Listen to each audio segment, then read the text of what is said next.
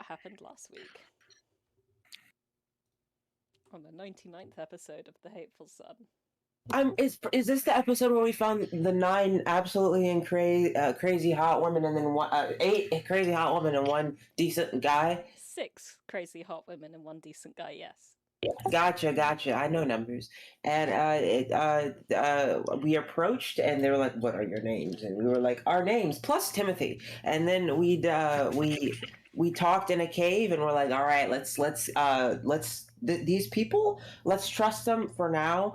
And we're like, "Okay, we will destroy this thing from Castle Rendon if you help us fight Azar Cool." And they're like, "Oh, fuck that bitch, anyways, because if he has some connection to this item, then it's like bad, and also you might be infected with spores that might send nightmare thoughts into your brain, or might make you be able to be controlled, by the way, just so you know, just as a little funny haha aside." And we were all like, "Oh no." So we do some work to figure out what to do to stop that, and I forgot exactly where we ended.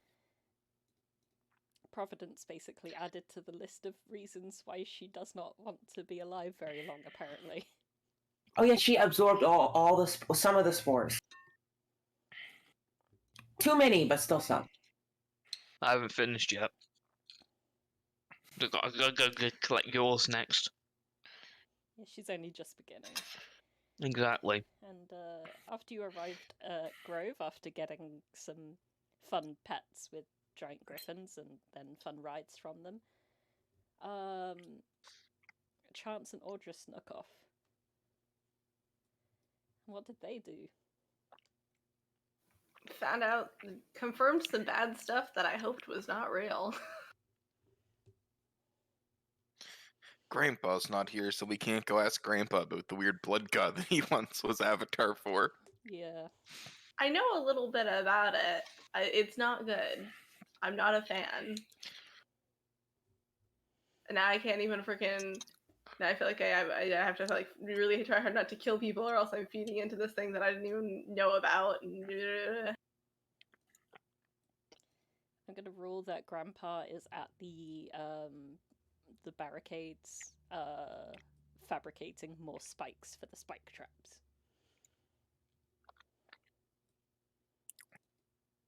And for some reason, this is a very, very important task that he cannot be distracted by. Sorry. No, oh, it's okay. Even if he hasn't had the chance to inscribe Identify Scroll, I believe Arazid, you have the monocle. Yeah, I got the thing. Yeah. So you're not completely identifyless. Yeah, exactly.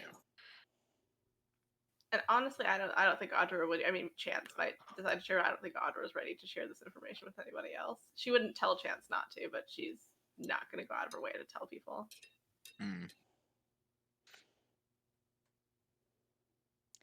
I believe after talking with Sophia and introducing the leader of the Drea Kritor to Sophia, Arazid kind of went off to go reunite with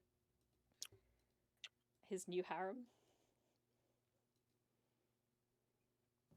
That's a way to phrase it, but yeah.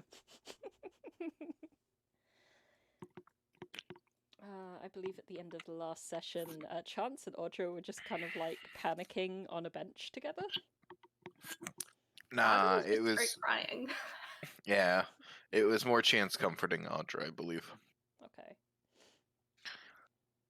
And Providence had just successfully taken Solas's spores. And left him the image of a rubber duck. Oh, God. You'll see that in your nightmares, buddy. It is simple. That's assuming I sleep. Like. Ever rubber duck. Exactly. You'll just turn around the corner, you'll see something move out the corner of your eye, and all you'll hear.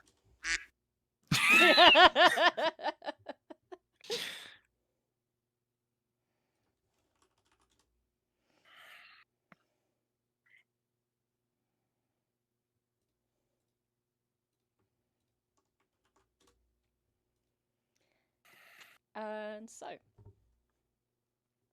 we're going to pick up where we left off. and just ask what you guys want to do with yourselves.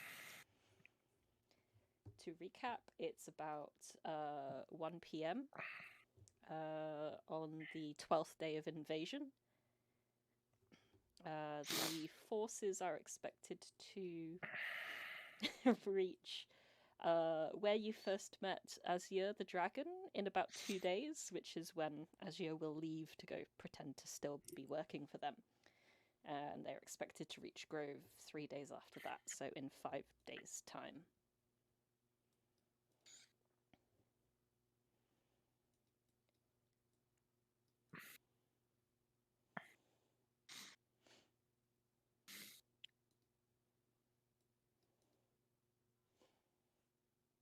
Let's start We with... have a lot of time. We've bought ourselves a lot of time. I just don't know like what we should be doing with that. We have the castle that Inqua had.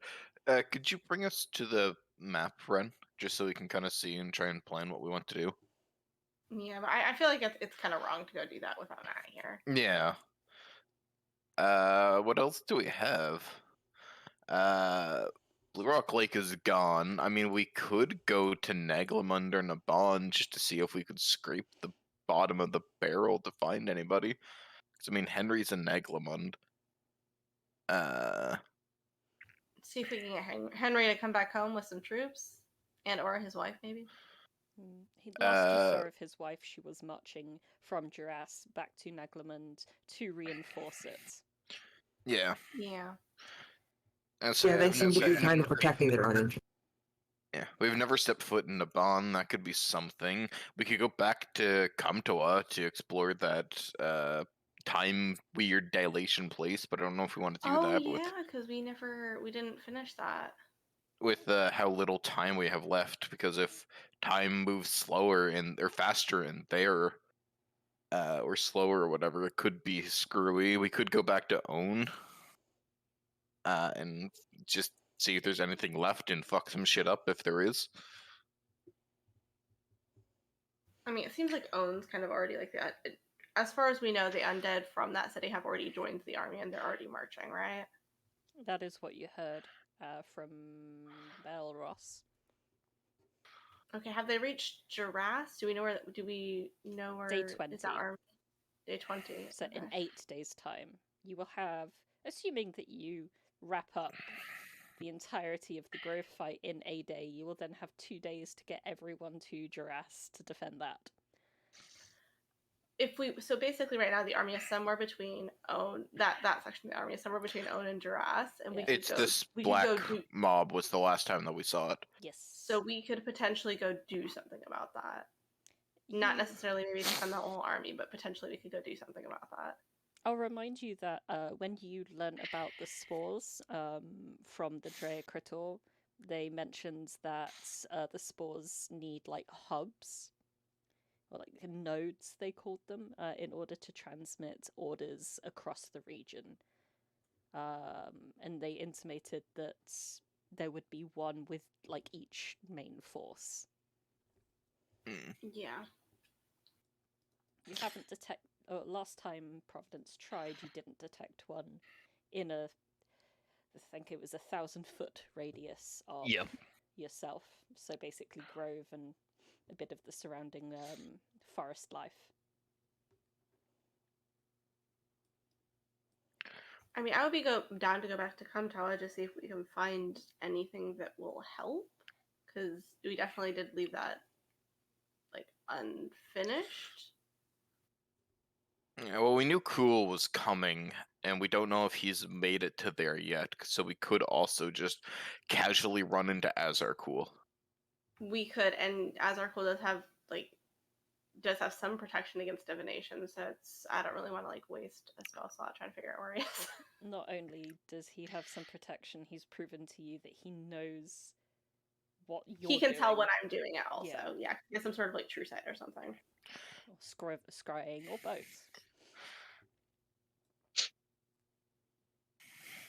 I mean, if it's just scrying, then it would be like we happen to scry each other at the same moment, which is kind of funny.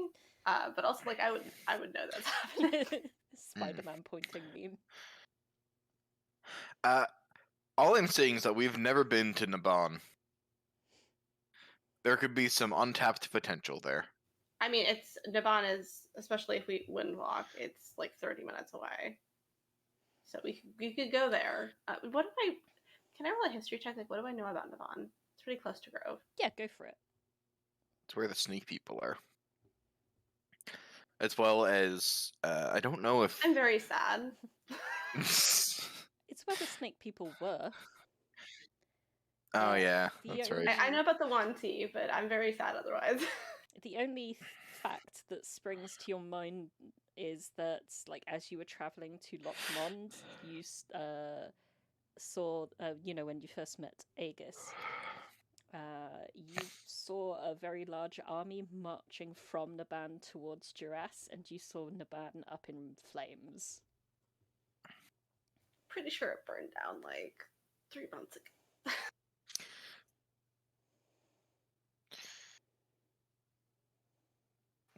I mean... No. R.I.P. Naban, I guess. I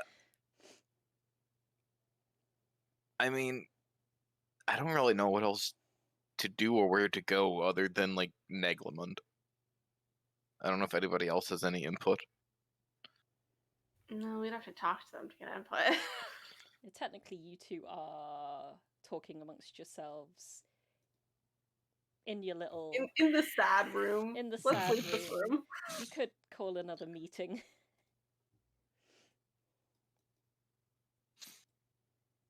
I'm just gonna... I mean, there's like barely any left, but while we're here, I'm just gonna incinerate the blood at the bottom of this stupid thing. With honestly as many produced flames as it takes. You're just like, yeah. Pretty much. Yeah. Like crying during. It's when you see Yeah, something like really yeah, angry, like yeah. touching somebody and crying. Yeah, exactly. Like it's full on ugly crying. It's not Full cute. on ugly crying. Absolutely. It's further made not cute by how much the blood stinks. Like, as it's being burnt, it's got this, a smell that you've not smelt since Rendayon, and that's not a smell you wanted to remember. Ew. Actually, I can just create or destroy water once per short rest. Can I just like, evaporate all the water from it and then start burning it? That would work, because then what would be left is essentially just minerals and stuff, and you just burn those off. You just like... I'm using my one "Bleh!" short rest to use my spell slot. And it doesn't look like you want to like start cooking any soup in there or like a nice casserole or anything, but this metal container underneath the floor seems to be a lot less full of blood than it was before. I make a rude gesture nobody has ever seen Audra make before at the statue. I imagine that for Audra, it's just like shaking your fist mildly. It's like that finger thing, like that tisk tisk finger thing that you really go shame shame. You just wag your finger. All right. And then I assume you guys leave. No chance. I've lost track of Providence. Where'd you go? There you are. I'm trying to find Arazid. Arazid has returned to the House of the Ancients, I believe.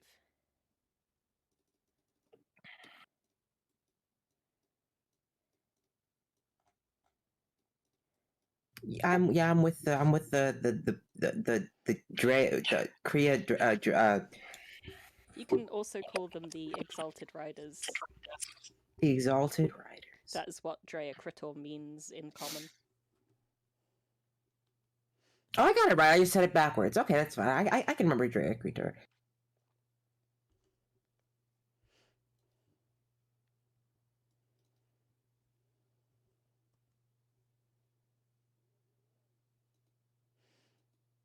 I feel like Providence would have a pretty good idea of where Audra would go. To be fair, you probably also wouldn't leave that soon after one another. You may even see him leaving. Yeah.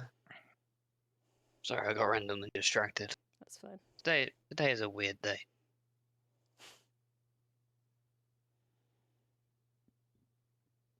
I don't even think I can go in. I think I just poke the head through the door, see Arazid, pause, and then leave. You see this it's quite like an empty room. It's essentially just like it almost looks like a cathedral shaped room, but everything's been cleared away with just like a few weapon racks around the corner. You see that in the rafters, the wyvern and the griffins are making like nice roosts, and you just hear one of the Dreacritor just shouting like, "Make sure that they have enough hay for thine appetites." As like Arazid is slowly approaching. Yeah. Okay. Yeah. Hay is good. There's also like real grass here. Aye, but they cannot digest grass any more than we can. It's far too green. Something I should know as a ranger, but honestly, in a world with very little grass, I'm not gonna beat myself up over It is not your favorite terrain. Well, I mean, the forest is, but the forest doesn't really have grass. I think grass is like a man-made thing. It's fine. Yeah. I'm just kind of, trying to help them get everything situated, get resources for thine steeds. Thy noble steeds. Thy noble steeds. Many thanks, dearest Timothy. Peace and long life to you. I'm gonna add that to my character sheet now. I forgot. Fuck. I kind of may have already done that. Oh, thank you. I appreciate it. And also to the YouTube description. I love how it's just we're rolling with that.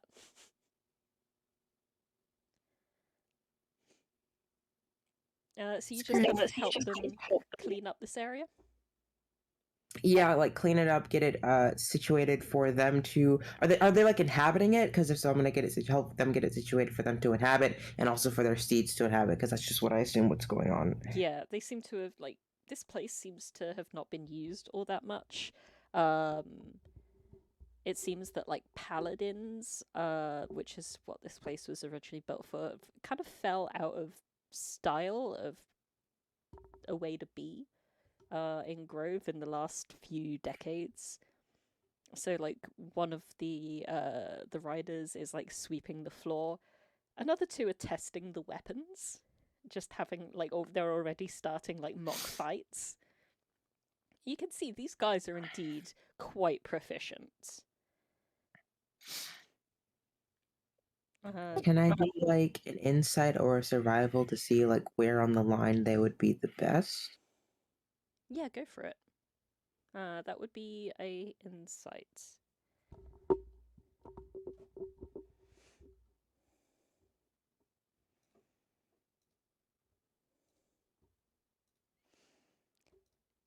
So, some of them definitely seem to be more adaptable than others.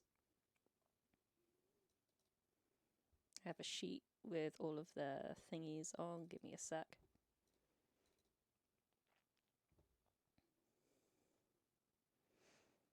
Definitely, like, strongest among them does seem to be their leader, Celeria. Naturally. But then, like, the Fire Ganassi and one of the Tieflings seem to be, like, similarly, very, very skilled with blades. Although one seems to rely more on being a frontliner and one seems to rely more on ambush tactics. Ambush tactics? Yeah. The historian that you talked to seems to excel with the bow. One of them seems to be what you've now come to realize is a druid.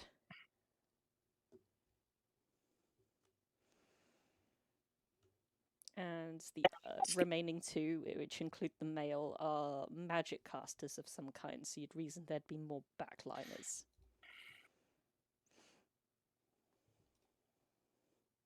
Okay, I would take notes if I carried paper and pen. I have my chalkboard, I guess. Yeah, start making little notes on my chalkboard about their fighting strategies.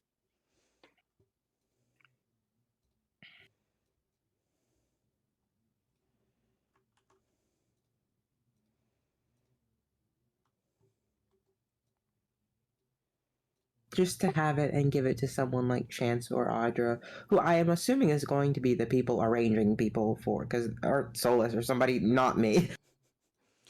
It's a reasonable assumption to make.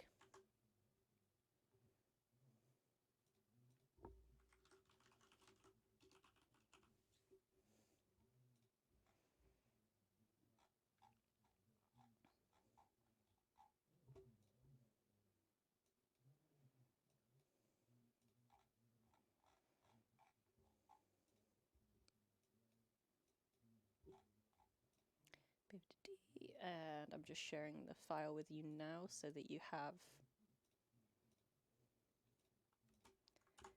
notes on them.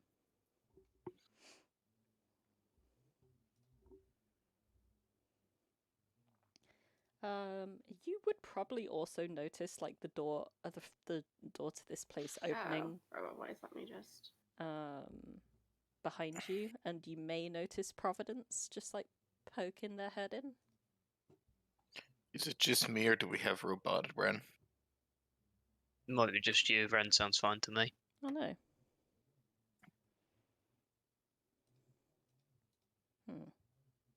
Oh, there we go. It was a Discord issue. I just seen the connectivity. Okay, yeah, I'm back. I that was wild. Like, no. Yeah, Discord was having Cloudflare server issues yesterday. Do I sound okay now? Yeah. Yes. Cool. So just in case you missed it, Dewey, I just shared the list of the 7 riders. And also I got like some of them druid, some of them I got the list. Yeah, and then also that you would have heard the door behind you opening soon after you entered, and may have also seen Providence's face poking. Oh, I go over to like usher them in and be like, hey, come look, come say hi to everyone. No, I've seen them before. Yeah, but not in this location. Location doesn't matter. I've seen them before. Okay. Right, just pause. I can get rid of them. Come on. Oh,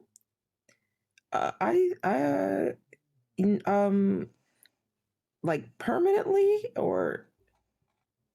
Yeah, logically, yes.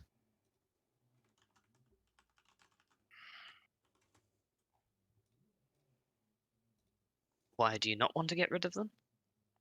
No, I mean I do, but like, do you mean like getting rid of them, like, taking them away forever from everyone, or like doing the thing you did in like the or tried to do in the inn and like trying to take them in you? I mean, it would be the latter one. The former can't be done at the moment, anyway. Yeah, no, I'm so good on that front. That seems stupid. What do you mean? You're just increasing the chance of you getting controlled. Yeah, but also I feel like if you've got like I'm not very. I feel like if I got controlled, they could take me. They could take me out like that. It would be absolutely no problem for everyone in this party to immediately kill me. You're very, very strong, and I feel like you getting controlled is infinitely worse. Well, at the moment, Chance can't be controlled, Solas can't be controlled. I can't find the old man anywhere. I'm hesitant to try with Audra based on what they said earlier. So you're logically the last one. Well, I think I'm gonna keep them, because also I don't know what having like a number that is more than the numbers I know amount of spores in your head would do to you. I have a rough understanding. I should be And fine. what is that under? Okay, that you'll be fine. Can I do an insight check on Providence? Sure. What are you trying to learn? I'm trying to learn if this is just some weird self-sacrificing, self-defeating, I'm not worth anything, so I'm gonna take all these spores in my head type style shit, or if they're actually just trying to be useful. Could be both.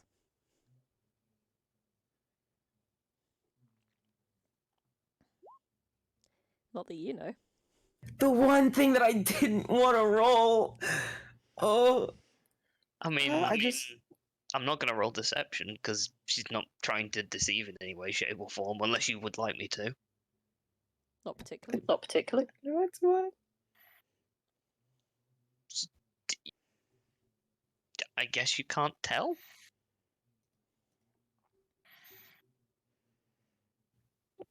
We can give me some time to make a decision about that, because it's like big decisions like taking the spores out of your head is it requires some thought. Okay. Yeah, bye. Or unless you want to hang around, I didn't mean to dismiss you. That was kind of rude of me. I'm sorry. Do you want to help these people? I got hay. They seem rather capable. That themselves. Yeah, but I'm gonna go hospitality. find the Oh, we need okay. to decide what we're doing. Oh, right. I should tag along then if that's what we're doing. Well, that's on you, really. Walks off. Bye, Drea Kritor. We gotta talk. Actually, yours. No. You guys focus on getting settled in. I don't want to be rude, but we're gonna talk shop. Fare thee well. They just talk so weird, and I say that to myself as I leave, but hopefully they didn't hear.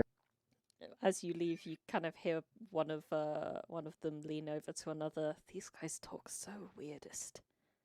Oh, I love them. I love them so bad. And with that, you all return to the manse.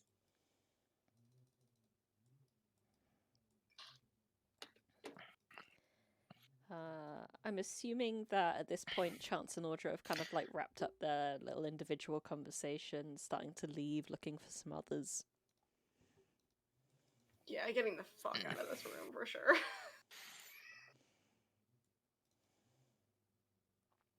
I think I'm gonna go to the Blue Lounge. It's quite a soft place. One of the ones with fewer horrors inside. And, it's kind of right next to the foyer, so we can hear everybody coming up from there.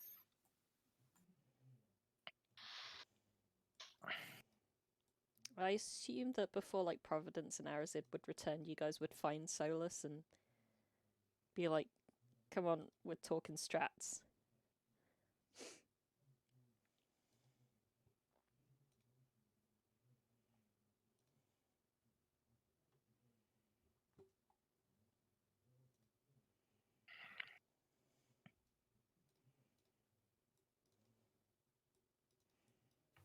You went a little robotic there for a second again. It was servers. I think. The dreaded Cerberus. How dare they do this to us on the weekend? It's just rude. I assumed that you, before Providence and Arazid would return, you'd find Solas and just be like, come on, we're gonna talk strategy. Yeah, I'm like, Audra has like clearly been crying and just grabs him by the arm and starts dragging him. I assume Solas would follow then. Yeah, he's kind of like in a very deep state of contemplation. So Silver rubber duck. yeah, and so he just like not even really notice he's being dragged. So yeah, he'd end up being pulled along. If we ever need to subdue Solas, I just minor illusion the rubber duck and he goes complacent. We have won. We have conditioned the other sorcerer.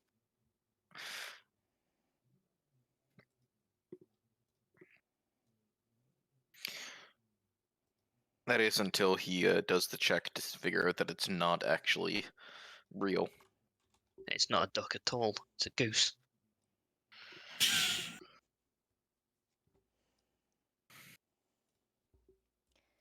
And with that, everyone gets to the Blue Lounge. And I will bring up the world map again so you can visualize things.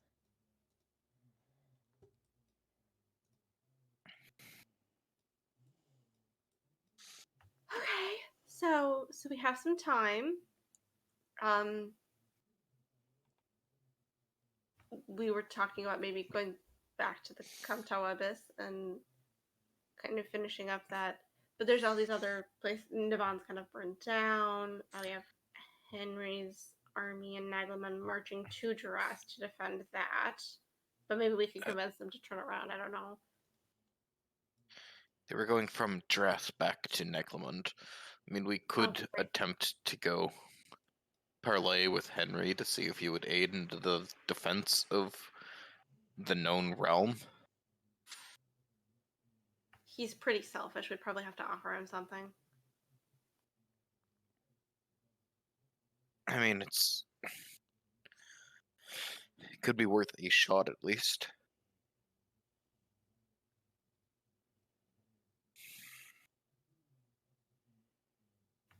So Other than what we could. What do we think?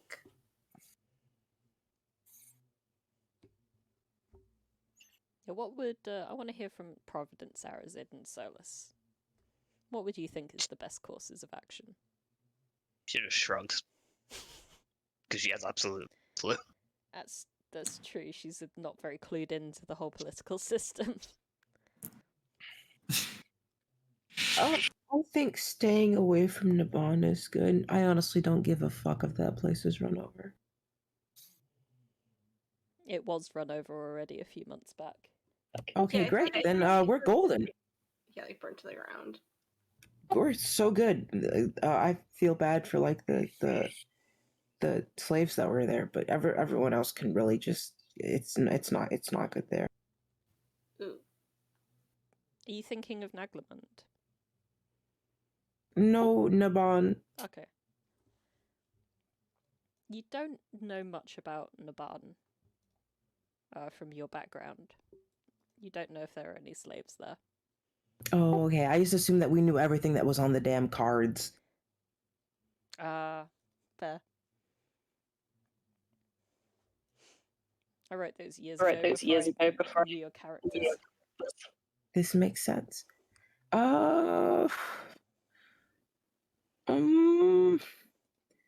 Decision paralysis is affecting our young lad.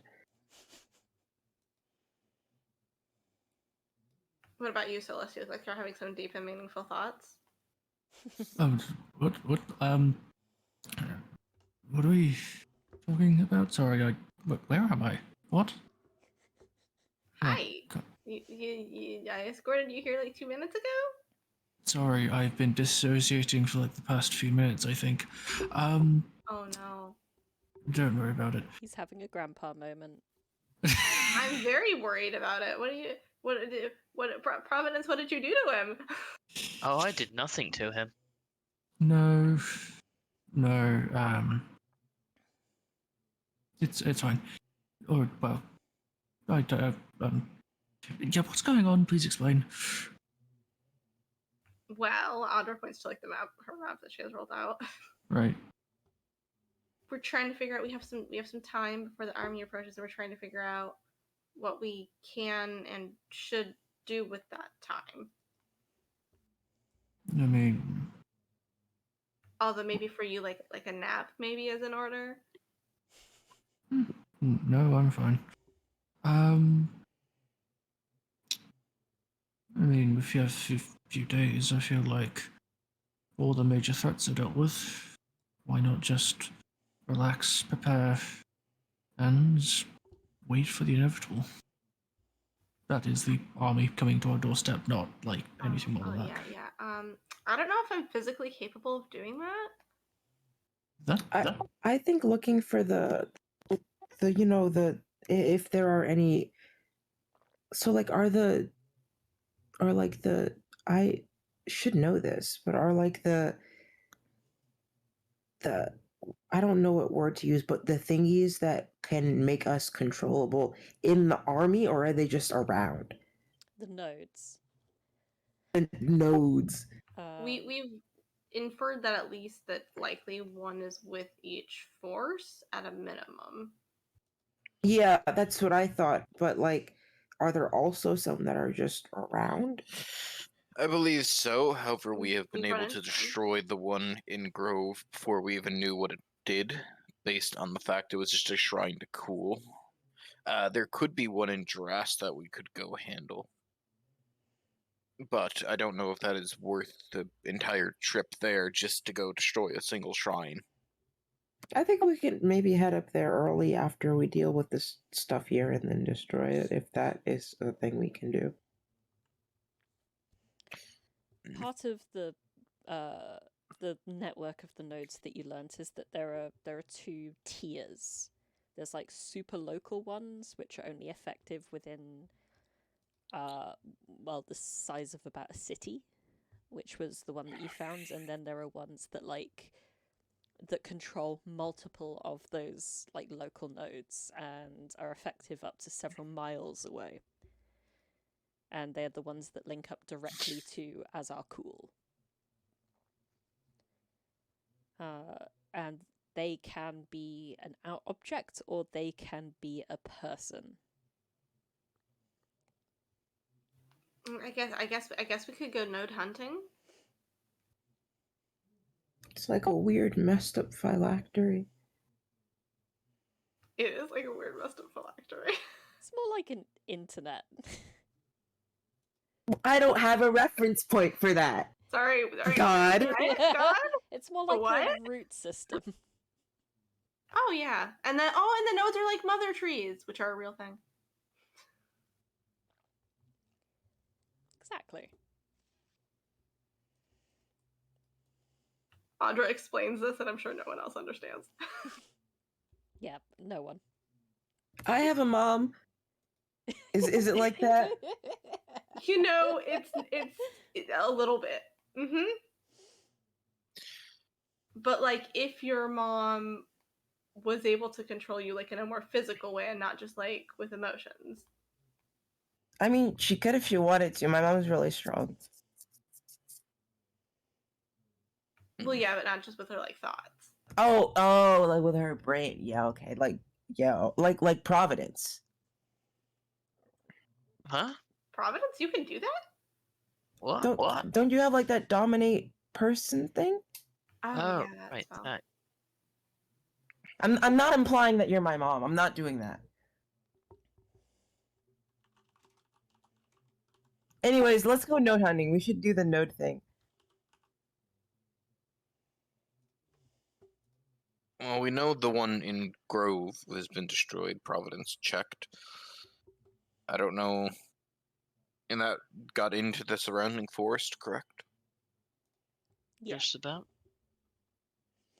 Then we know Grove is likely safe. The only other place that we really care about at the moment is Dras. Well, I don't think they've reached as far as Dras. If not, but it is likely that there could be a node like the one here set up there already. I mean, possibly, but that's not even on their. I don't know if that would be my highest priority. It's not even on their battle plans. Hmm.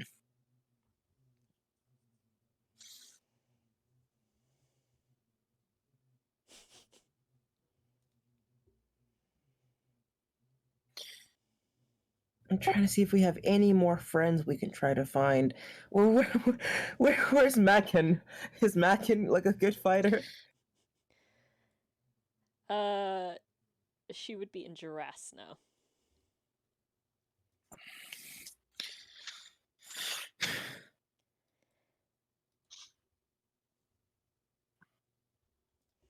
So the way I understand it, you have a few choices. You could go to Duras, check the place out, make sure that they're nodeless and the defenses are being built okay. Go to Naglamond and try and weasel something out of them. go to the Cum Tower Abyss and explore that time bunker and potentially find an interesting ancient power, potentially fight Azalcool. Yeah. I really want to go to the Cum Tower Abyss. I'm not gonna lie. There's So that temple thing, that was slowing time or speeding up time whenever we were inside of it? I think it varied. Yeah. Yeah, there was like different points. Yeah, the only thing that I don't want to do is that if it's going at like an accelerated pace, we could spend days in there and only spend like a few hours. Well, as far as we were aware, it didn't mess with the time outside of it. It was just localized. Did we confirm that? I'm pretty sure, because we didn't spend that long in there outside of it in the grand scheme of things. But we also left going, uh-oh, Cool could, just randomly show up, take what we're after, and then leave. True. But we did so pass through a couple of those time things.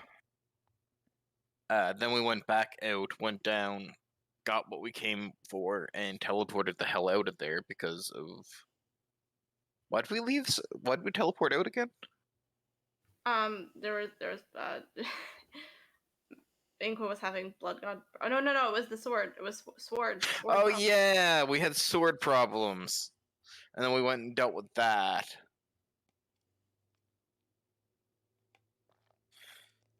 Yeah, it didn't, like, the amount of time that you spent in the bunker was like under an hour overall because I believe you prestidigitated some signs and they didn't fade away.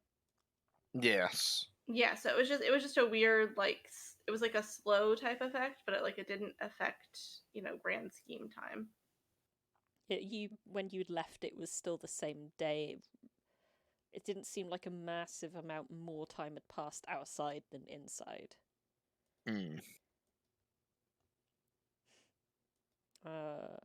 But yeah, you have those three choices, or you could check out the Ghost Lord army and see if they have like a centralized node that you could sabotage there.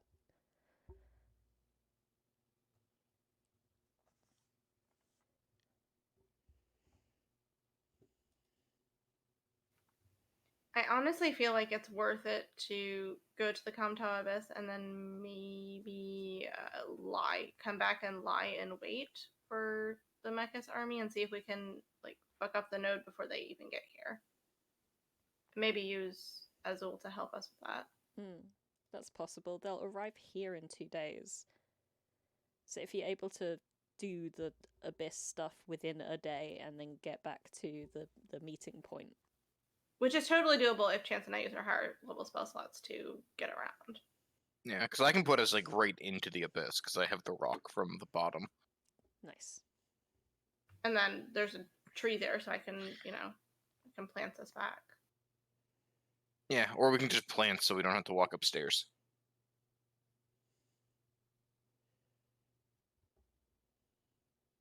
And then that saves teleport for like if we need to emergency escape. Because it's less restrictive.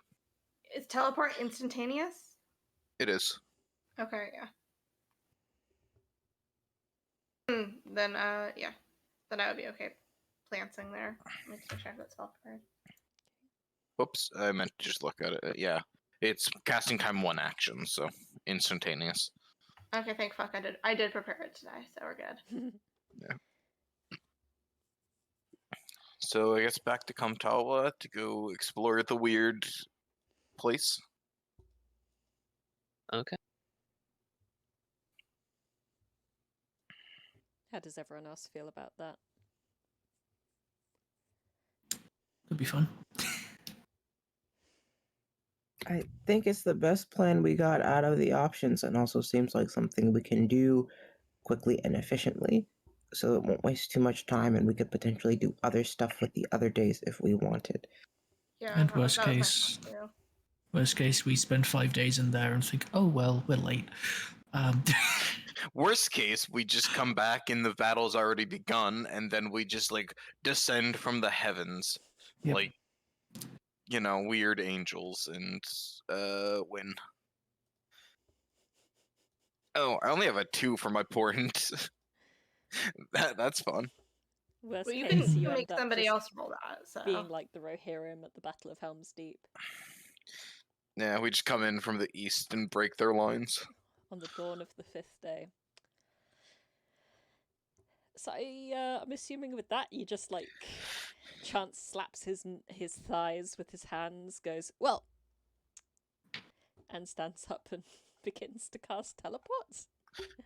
No, we're transporting via transporting Yeah, plant plants. Ah, Yeah. cool. I will lead us out back to the tree that we've been using frequently. The old teleport tree. Just one of these guys. I don't know.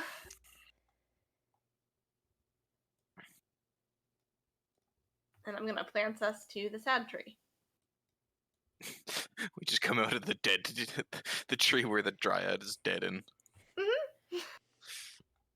Audra deliberately doesn't look at it. Just I mean, unintentionally. thankfully the spell has you walk out of it. Yeah, it's like we unintentionally make a giant hole in the giant's corpse and just fuck. Well, technically, the love the whole door. tree is the corpse now, so. Yeah. And off we go. We're just going to completely ignore that and just head back. And Okay. would you look at that? It's still open. Yep, that's a skylight. Anyway.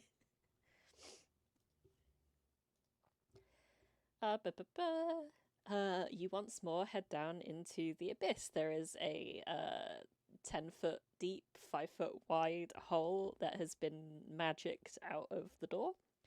Mm-hmm. And as you pass through it, there'll be some Constitution saving throws.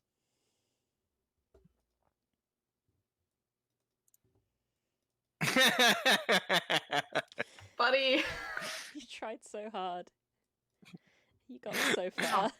Sorry. Con is literally one of my worst saves. Mm.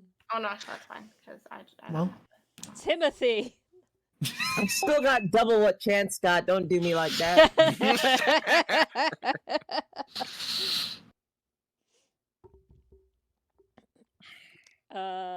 Well, okay, who goes in first? I'm assuming Chance. Yeah, it's definitely Chance. He's just like trucking away. I'm gonna go mostly by like the order in which you rolled, but I'm assuming Audra would always go in directly after Chance. Yeah, I mean, I think it's also like partially out of habit stress too between Chance and Solas when they're in like sketchy situations. Not that being near Solas has the same benefits it did before. You know, to Audra, it does. She gets the same feeling. So it'll go Chance, Audra, Providence, Solas, Arazid. Okay. Bringing up the rear. Well, yeah, Chance kind of bends over double in like pain as he kind of gets tunnel vision for a second as like the corners start to fade black. Love, are you? He begins moving just like way faster than you, and all Chance that you can hear is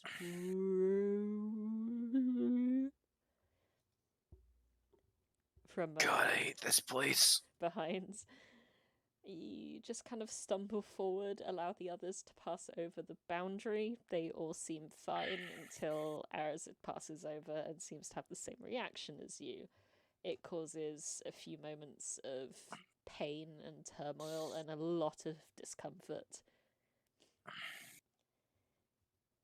And then it fades, and you all are in the long, dark hallway once more. I hate this place with a passion.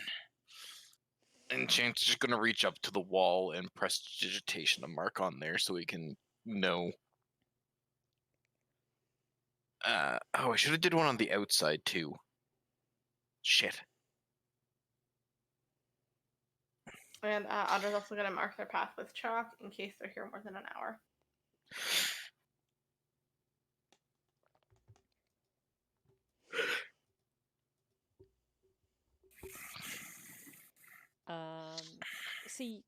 after you guys mark your entryways, you just begin moving forward for a good few minutes down this very long, straight, featureless corridor until you once again come to the four-way junction, where originally you turned left and seemed to enter a barracks area.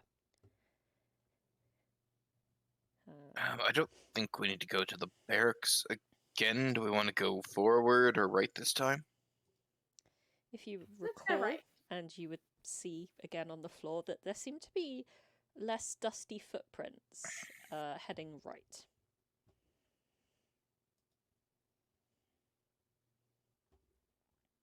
Honestly, that just makes me want to go more. Okay. Right? Are we all going right? Sure.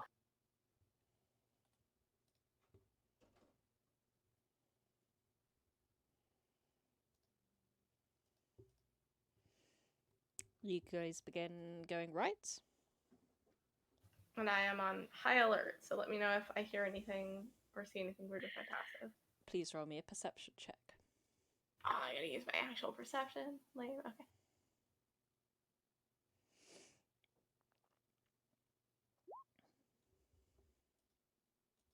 That shouldn't be an advantage. Sorry, I had an advantage from the Constitution save.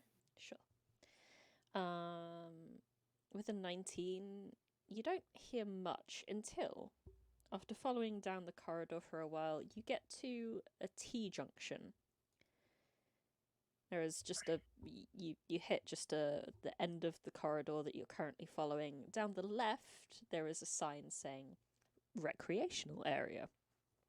To the right, there is a sign saying library.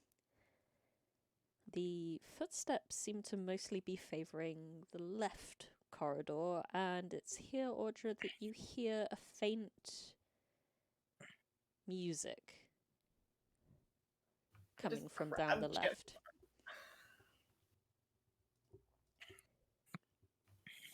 Does anyone else hear that? You guys all hear in your heads?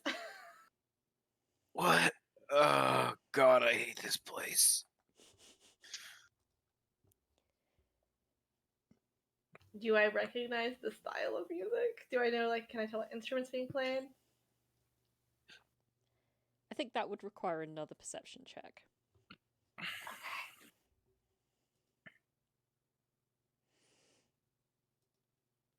You really listen, but it's so faint that you can't really pick up on nuances right now.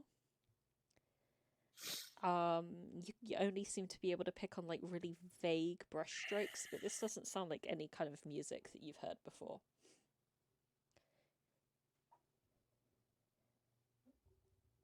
I move towards the music.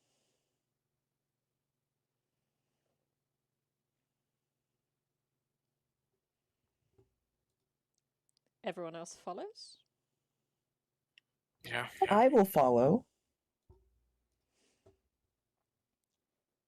You walk down through a small amount of time until you may recall when you entered the barracks area, you saw that there was a ceiling-mounted sign saying barracks, and as you passed underneath that, you felt a lurch of a time differential.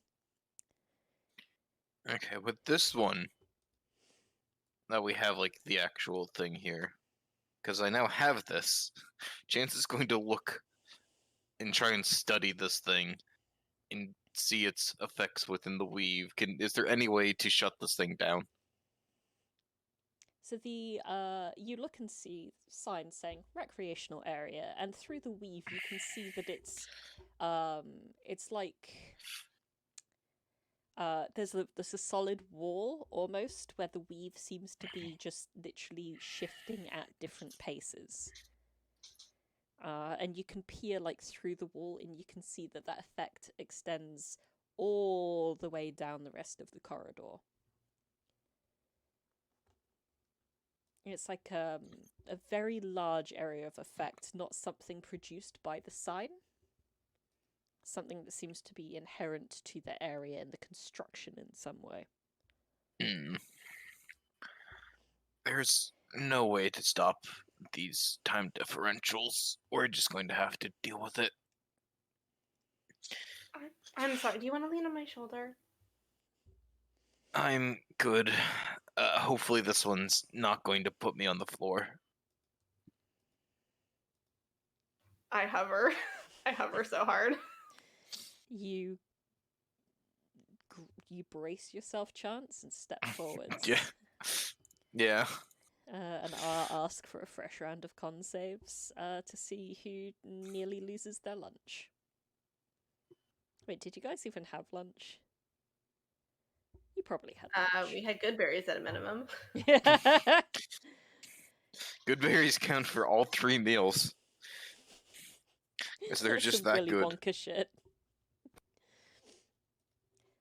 You all are able to pass through this barrier without issue. It almost feels like coming back to normalcy. Oh, thank whatever heavens there are. Thank anyone but Mekis. Or ball. Hey, I take so it's like, hey, I take offense to that.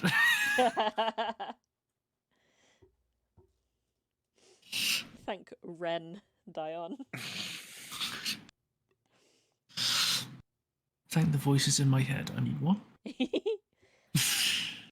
As you pass over this thresholds, able to do so without much discomfort, you begin seeing doors, like very similar, like large flat metal doors, like the ones that you saw back in the barracks. Only this time there are labels, kind of either on or next to the door. A lot of them say things like swimming pool number 1, basketball court number 3, and the music. Can I look to Sorry. No, go for it.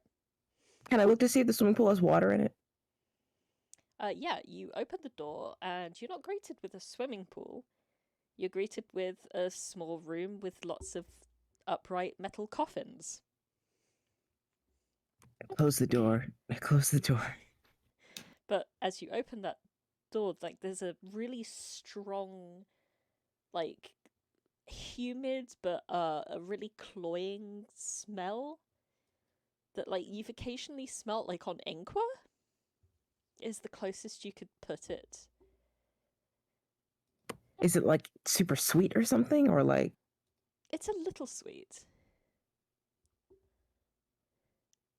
Why does Inqua smell like formaldehyde? Because he's a grandpa.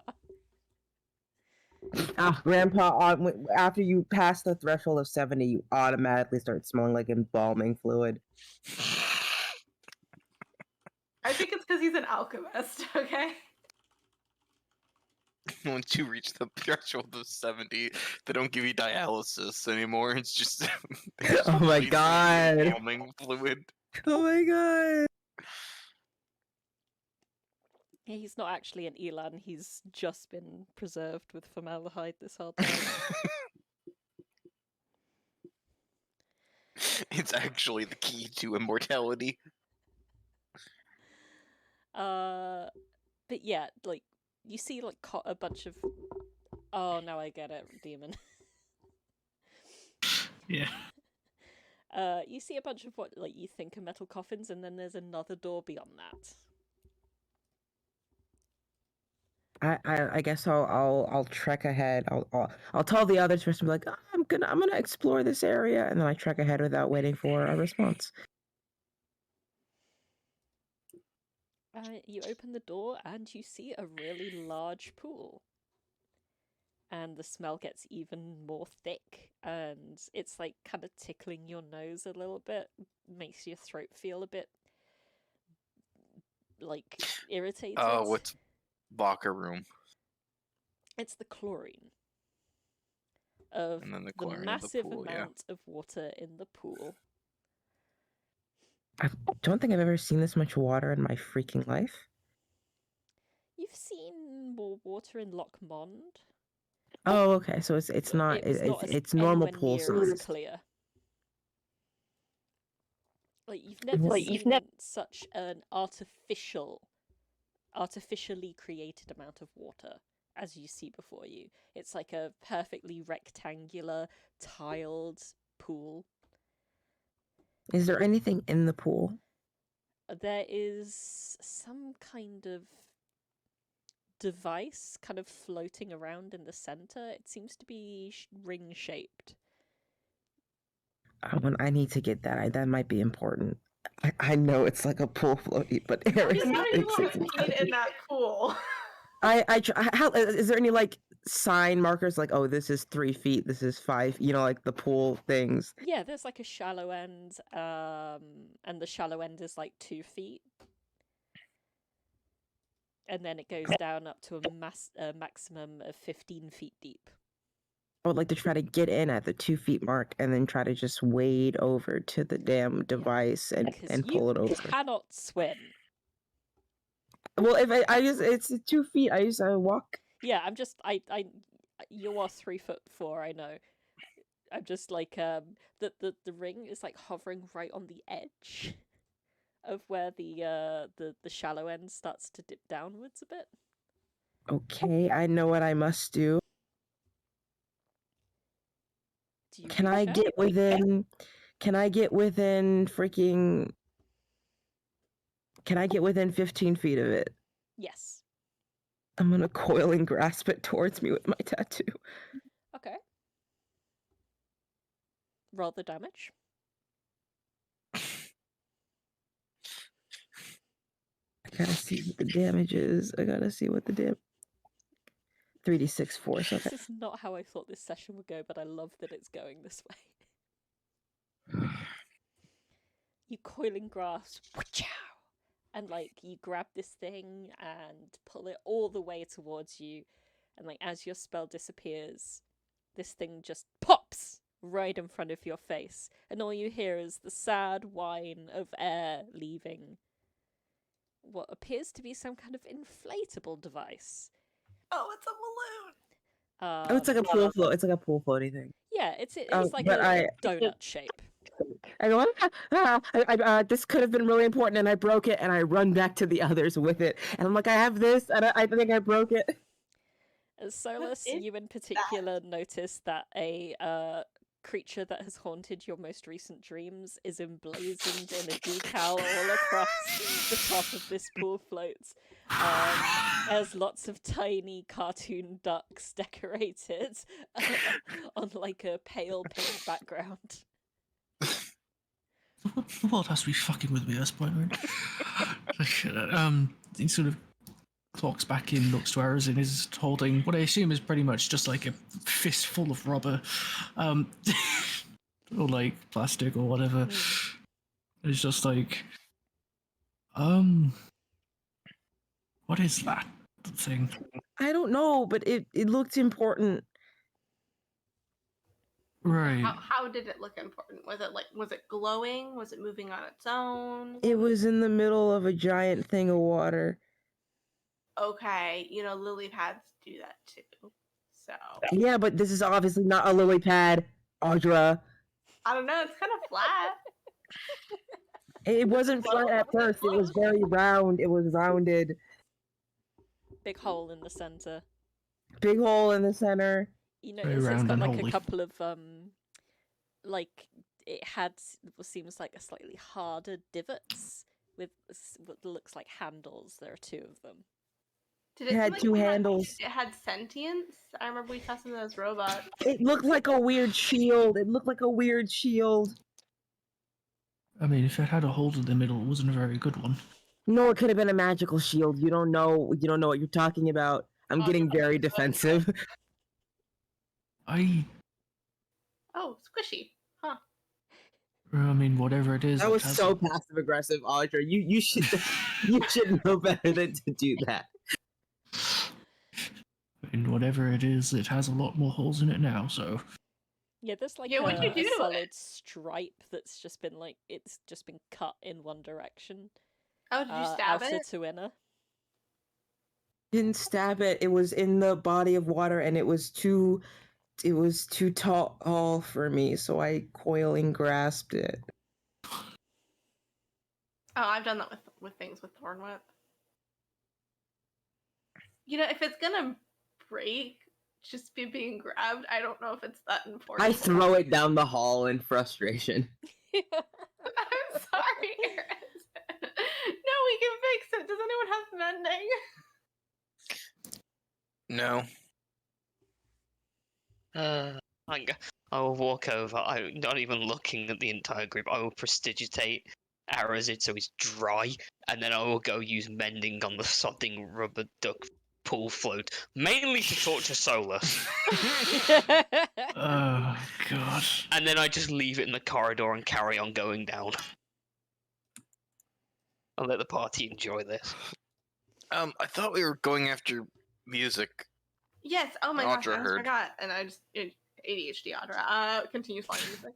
Also, just to clarify, the thing is like not inflated anymore, right? Correct. Yeah, Yeah. the hole is just. It has been mended. Oh, sweet. In that case, I'll use prestidigitation to fill it back up. You find like a little, it looks like a valve on the bottom that you can just like prestidigitate air through that to fill it back up again. And now you have, it's about 2 and a bit feet in total diameter, outer to outer edge, with about a 1 foot hole in the middle, like just enough for like a regular humanoid-sized person to sit in, or like I put leave their it for torso her. through. I'll leave it for Arazid. Can I put it on, or will it fall right off because I'm teeny tiny?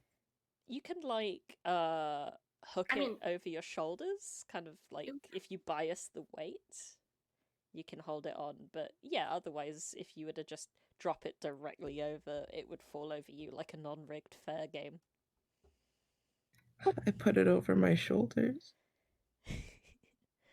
Now the most fearsome ranger in the realms has a pale pink cartoon duck inflatable ring.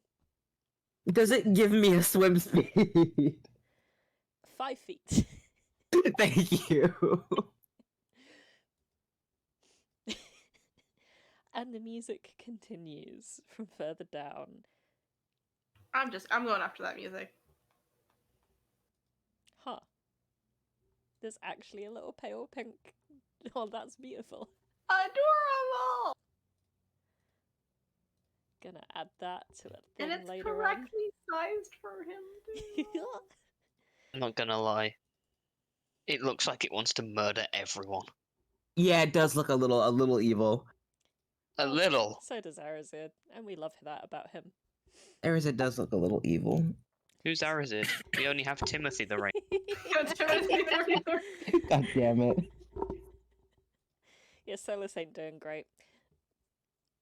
But he's normally quite quiet about it, so no one notices. And you, Audra in particular, I'm assuming, follows the source of the noise. Yeah, she's going full ADHD, so she's just nothing's gonna stop her. Yeah. Chance is walking right beside. You finally, like, going down through this, again, very straight, featureless corridor. Although it's a bit better lit than the barracks. On your right, you find a door labelled General Colosseum. And the music appears to be coming from there. You can hear it. It seems to be very artificial sounding, like violin sounds, with a lot of people chanting. Although the sound of the people's voices do seem to be real. Can I would like to use my once per day detect thoughts to try to detect if there is any sentience beyond this door. Does it work under total cover? Because that'd technically be what it would be behind a It can closed penetrate door. through barriers, 2 feet of rock, but except for 2 feet of rock, etc. So, Nice. unless it's something that would block a magical spell, I don't have to see. You want to go down to the part where it says you can also use the spell to detect the presence of thinking creatures you can't see. Cool. Yeah. On the other side of the door, you detect about 100 individual brains. Okay, like Audra has like her hand on the door and is like about to turn the handle, or however you open it. Is it a push or is it a handle? It's a handle. Okay, she like puts her hand on the handle, and then before she turns it, she turns back to everybody and whispers, "There's like 100 people on the other side of this door, just so you know. Like 100 living people. Is it okay if I'm just gonna start unless somebody stops her, is gonna start to open the door."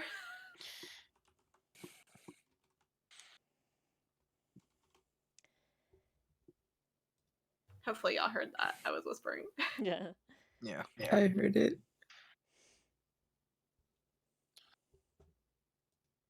Then I'm gonna try to stealthily open the door and get a peek.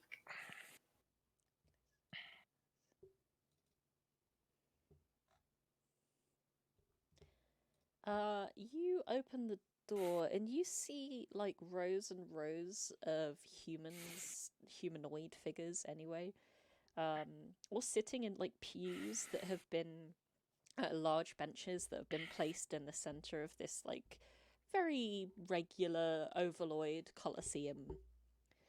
And in the space where in, say, Duras, you would have seen Sklard sitting, being Sklard, instead you see this, like, short, red-haired figure. And she holds up her hands to the masses beneath and says, "Praise be, on this, the 100th anniversary of the cataclysm, we raise our stairs up in prayers to the bunker." And everyone kind of chants, "Praise be. Now, let the dancing commence." Sarah knows who this is. Okay, I thought I know who this is. Josh knows who this is. Oh, yeah, I know full well who this is. Audrey doesn't have a clue. No, I know Audra doesn't know. I as a person know. Okay, I just quietly slink in and watch what's happening. It seems to be a very communal effort. A lot of the attendees like pick up the benches and like move them to the edge of the room. The music like turns up and it turns like way jauntier than it was before. It's like a very fast tempo kind of dance piece. You notice then that there's like a table on the very far side of the arena where several bowls of liquid of some form have been arranged. A couple of people seem to grab drinks from them, like knock them back, and they start to like bend and twist and do a very similar dance to the one that Kage showed off at the wedding. The dwarven figure steps down from like the raised area that she was in and joins in the festivities. If we're on about who I think we're on about, they're not dwarven. Ah, I must be mistaken. Yeah, Okay. they're Just a human? visibly, yes. Cool. Yeah, I think I actually just mixed up notes then. It's alright, I pulled up the other game to actually look at the sheet. Right, because all I saw there was never mind. Of these 100 or so people, how many of these people look like just normies, and how many look like potentially powerful people? It's hard to tell because everyone's dressed in the same like relaxed casual style, and it's not like they're like actively doing something that would show off. I mean, they're their dancing. I prowess. know what fighters look like when they dance. Yeah, like they're not actively fighting, so it's not easy to determine without an insight roll. Oh yeah, I'll roll insight. I'm great at that. Chance just looks confused at the. What the hell is going on here? How's a 31, Ren? Of these people, you see that like over half of them seem to be quite powerful, or like quite adept at using their bodies to move quickly. And that information is, sent to my companions telepathically because I'm trying to be quiet. But it seems like other people are now entering the room, and are you guys like trying to be stealthy about this?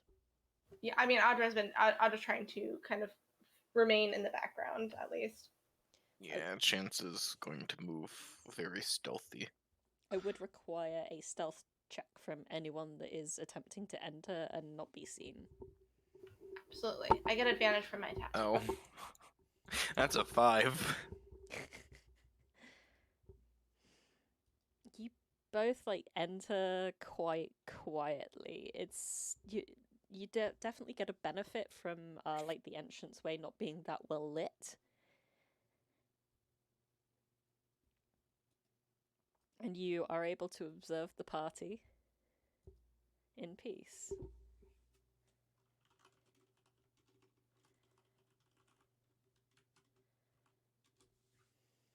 Chance, how many people can you move at once? Teleportation? Enough for all of us. Let me. Pulls out like a little pocketbook and flips through pages. Up to myself and up to 8 people. I wonder if anyone here can cast it. I mean, there's 100 people, so. Of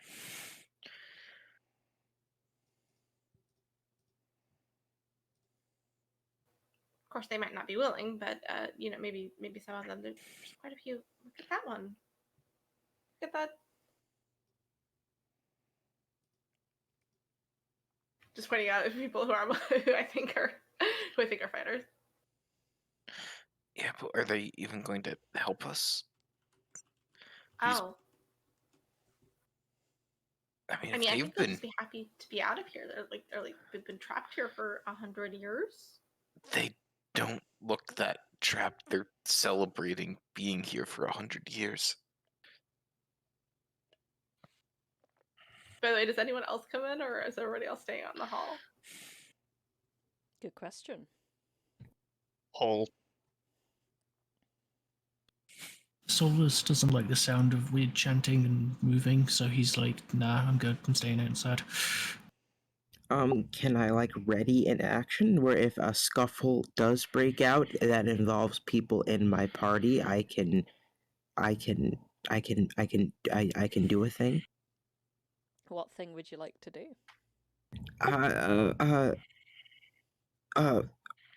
Fire an arrow at whoever is aggressing my party if I can see them, or position myself to see them and then fire an arrow.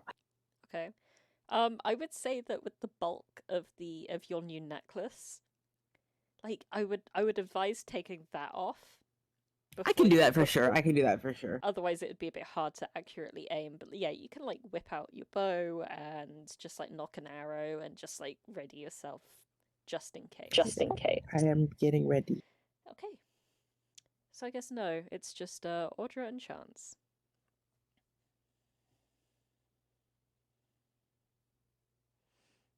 Audra's gonna reach out telepathically to the person who is hosting this event, the maybe leader.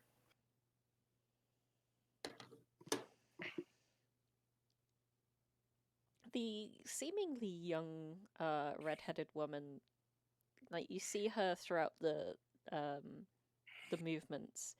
She just pauses, shakes her head, she mouths something, and continues to dance.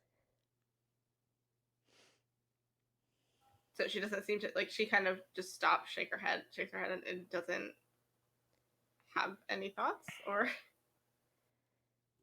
Oh yes, you're reaching out. Like she'll.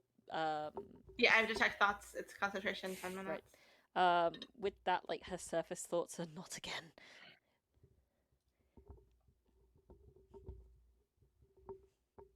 Not again. I'm gonna dive deeper. Get out of my head, you stupid voices. It's not good. I'm gonna dive deeper immediately.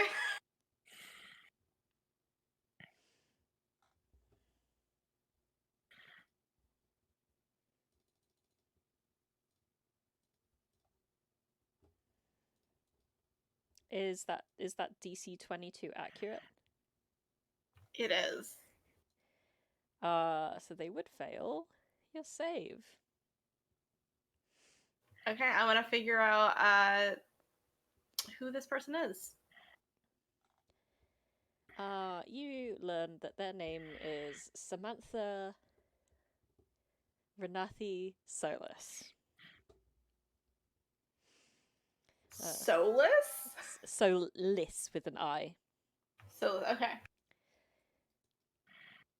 Someone who is desperately trying to to ensure that everyone has a good old time in an otherwise bleak and fractured existence.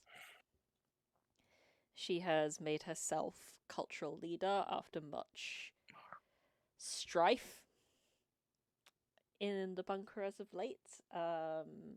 In particular, a memory that weighs heavily on her is the finding out that one person that was a part of the bunker was responsible for them being in the bunker, and there were quite a few trials, quite a few deaths, people choosing to go, people that were sentenced.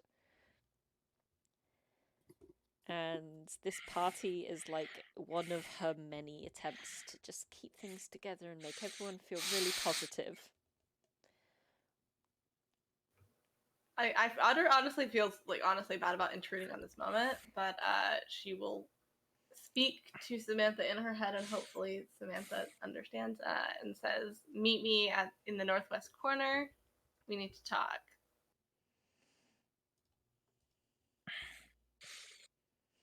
I would advise maybe saying like near the entrance instead. You've Oh been yeah, turned actually, around so meet much. me in the hall. Meet me Yeah. in the hall. We need to talk. There we go. And we'll slip out.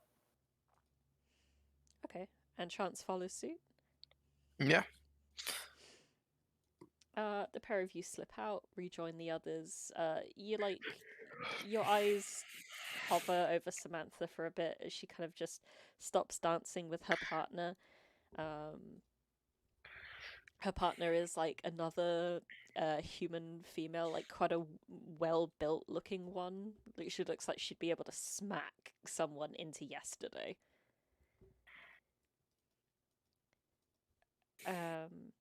Samantha is just like, excuse me, like rubs her temples with her hands and begins like power walking towards the entrance, but clearly like in her own world and like on the edge of panic.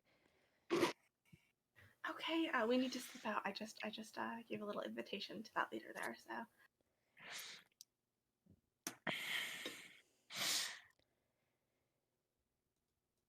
Just gonna dance my way to the door with Chance. Mm-hmm.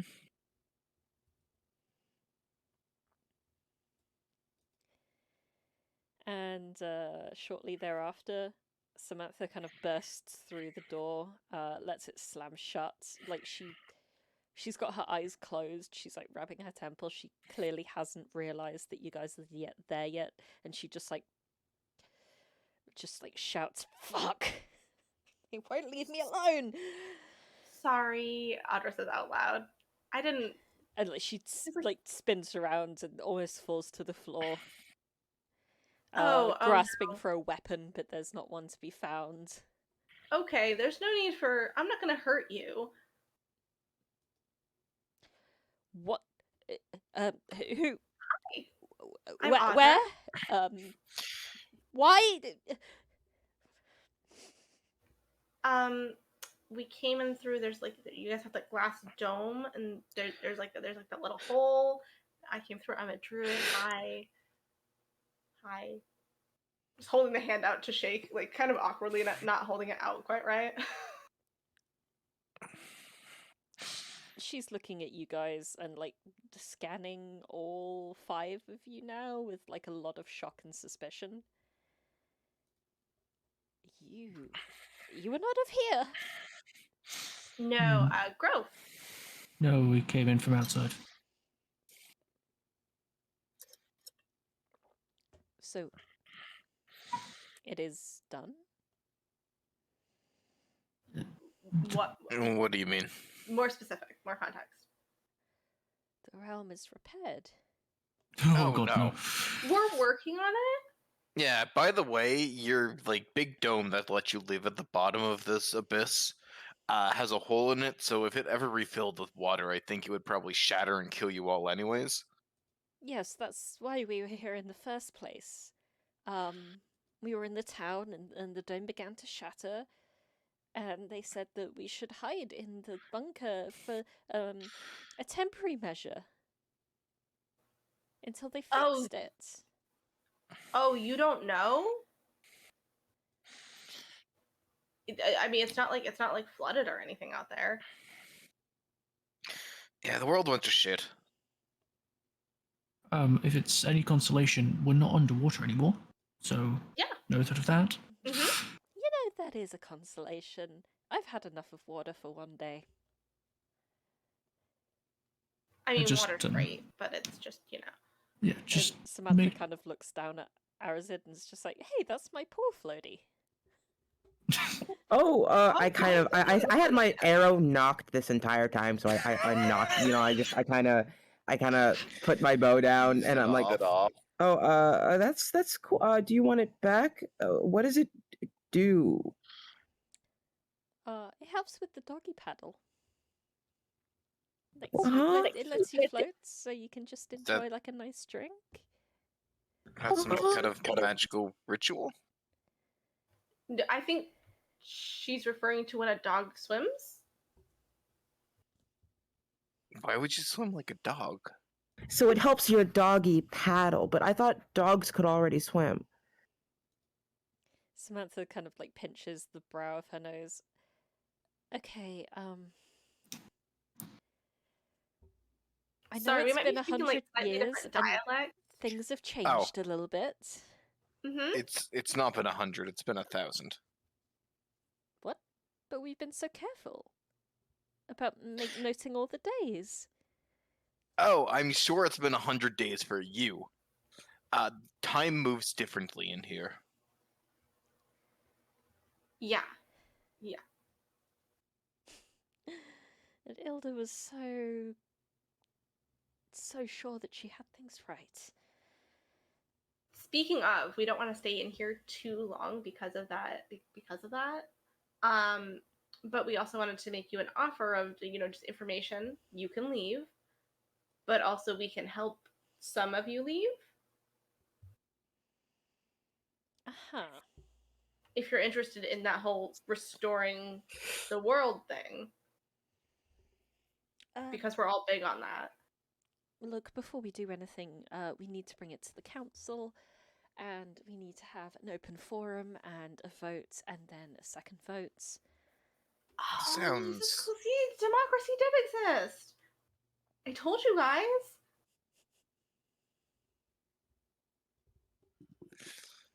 Well, it seems to be really old and outdated.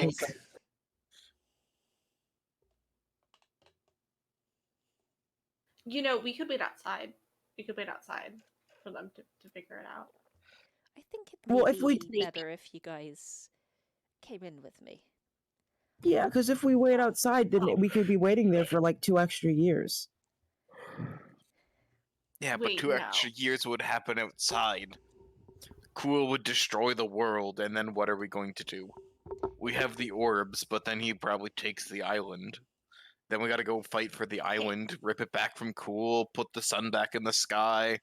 How would everyone feel about an outdoor forum? That way we can just, you know, we'll speak to them, we'll speak to the council, we can all go outside and just show them that what we're saying is true.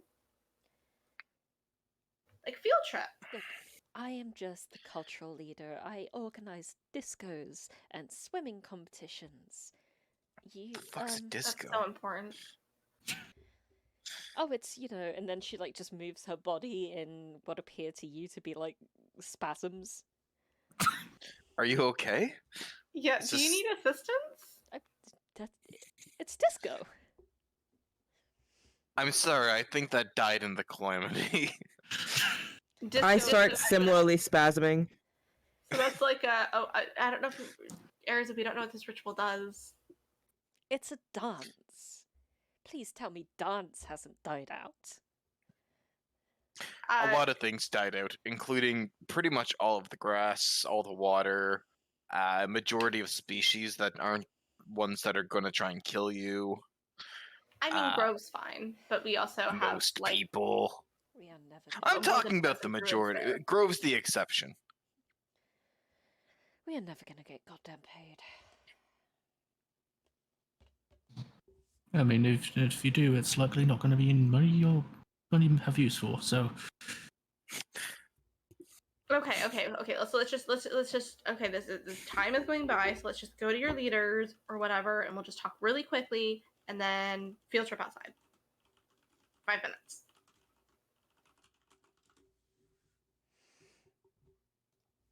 in which time? Okay, no worry. Well, 5 minutes times 1,000 is still not even that much time. Are you sure? It was Okay, 100 5 days, not 100 years No, she said 100. that they 100 were years. here. She said 100 years. Yes, it's the. Well, we thought it was the 100th anniversary of Yeah. the Oh. Dome Day. Some So it's only call it. times 10. Oh, okay, yeah. That's not We just too need to bad. spend like a half hour here. Yeah. Let's. She kind of like grabs the door and like gestures people inwards. Okay. Take us to your leaders. Okay, and I think we're gonna take our break a little early there. Okay.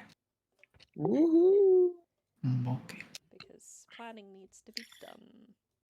That was So, a fun diversion. you were following in Samantha into the disco room. And she would walk up to the same place that she was in before and draw everyone's attention and would say, what? Give me a second, I need to stop laughing. Fucking heat-seeking capitalism.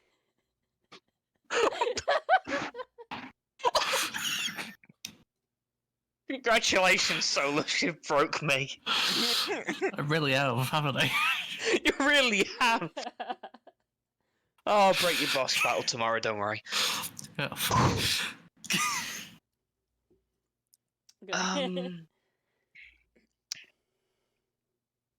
I guess you'd like wait until the dancing is like over. Also, what type of music is this? Is this like EDM or something like that? It's it would be more accurately described as bebop, Oh hell yeah! like Fallout kind of music. Yeah, just kind of like wait. Probably naturally everyone looks at her. Kind of like to move it along. Right. So an incident has occurred, and we need to assemble the council to make a decision. However, it will need to be done outside, as I have been informed that that is now a possibility for us.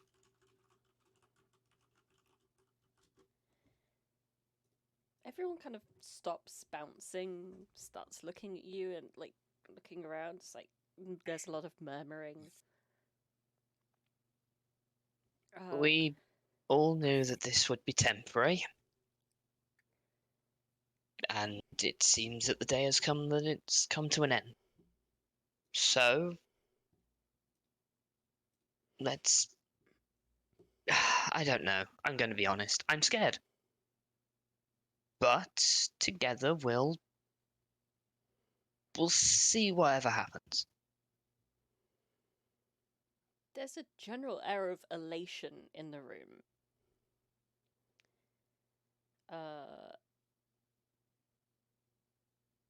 People start to...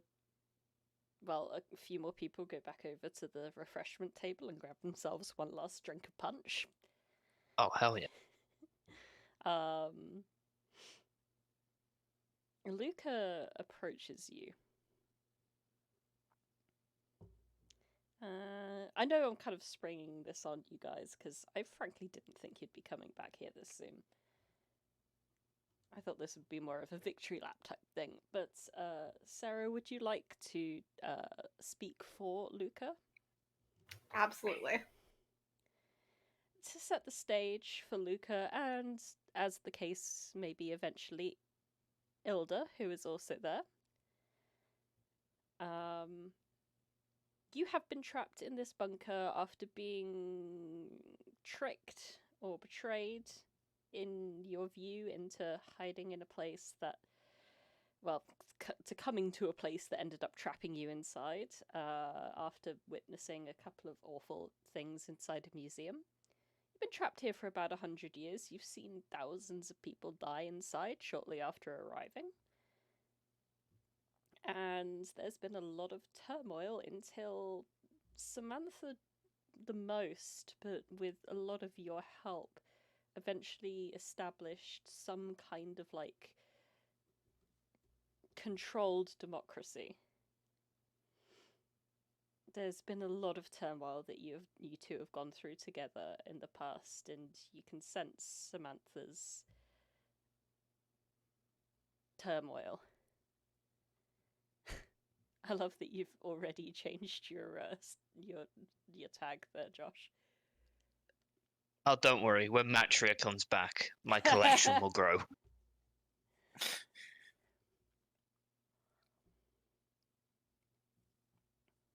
So Samantha makes this announcement. A lot of people are whispering amongst themselves, and Luca, you're quite close. How do you react? In the middle of the disco, Sam? Look, I'm going to be pissed. After this, people were just going to get pissed. And you really want to herd 100+ pissed people out into the unknown? Is this even real? Where are you getting this information? It would be at this point that you would notice the 5 newcomers kind of like standing by the entrance. Yeah, those weirdos. I don't know you. God, this is gonna be so weird. Hi, I'm Audra. Yeah, why do you think Providence is like invisible? Hi, I'm Audra. Okay, Hi. You know, it's 4 people then. Chance is just standing, hand kind of like his offhand is resting on the hilt of the sword in a not threatening way, but like it seems like a very comfortable stance for him. Greetings, I presume you are all pre-calamity then? Pre-calamity. Sure. That is what we call it. It may come to a shock to you. You've not been here 100 years. It's been 1,000. No, we kept the calendar. Sam. Well, no, that was Ilda's job. Yeah, she's good at math. That's why we gave her that job. There's another issue, is that time flows differently in here. Oh, I think we're aware of that. Yeah, I mean, I look pretty good for 100, right? 100 and something. Well, we're not going to go into the details. Okay, well, admittedly, I'm much older than that, but that's... You're you. Yes, I know I'm fabulous. Like you. Like Ilda. Anyway, right, yes, no, we're aware of the time thing. Strange. Human. Okay, so we're gonna... Oh, well... Where is Ilda at this time, by the way? God. Ren, where's Ilda at this time? Is Ilda here I or? was eating a Pringle. Ilda is over by the refreshment station and has not yet joined the scene, but would be soon if Demon's up for that.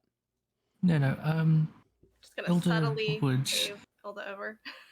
You'd be the sort of person that, when it comes to like any form of physical activity or anything social, she would stand in the corner, and just sort of watch. Okay, so we're kind of in like the opposite corner to the entrance. Yeah, basically. She's kind of sees Luca, kind of wave her on over, and slowly but surely pushes past just all the people. Just says, "What is it?" So this is Audra et al. Apparently these people are letting us know that it is safe to leave, supposedly, and that 1,000 years have passed. Right. Well, I have been interested to see how the outside is doing, so. Okay, so I guess we're going outside. Just gonna cups her like hands around her mouth. Everybody, double file. Don't swarm, okay? Just follow me. Okay. I mean, maybe it's a better idea if a few of us go out first, just to confirm. I guess. And then Luca takes off at a very fast speed because monk. Again, she could move that fast. I don't know what level I am or would be, Ren, but I would love to outrun Chance if I could. I'm just gonna say at this point, you guys would be like level 18. Oh shit, for a monk? You know how fast a monk is at level 18? I don't. But I revel in the chaos that my split-second decisions bring. Love it.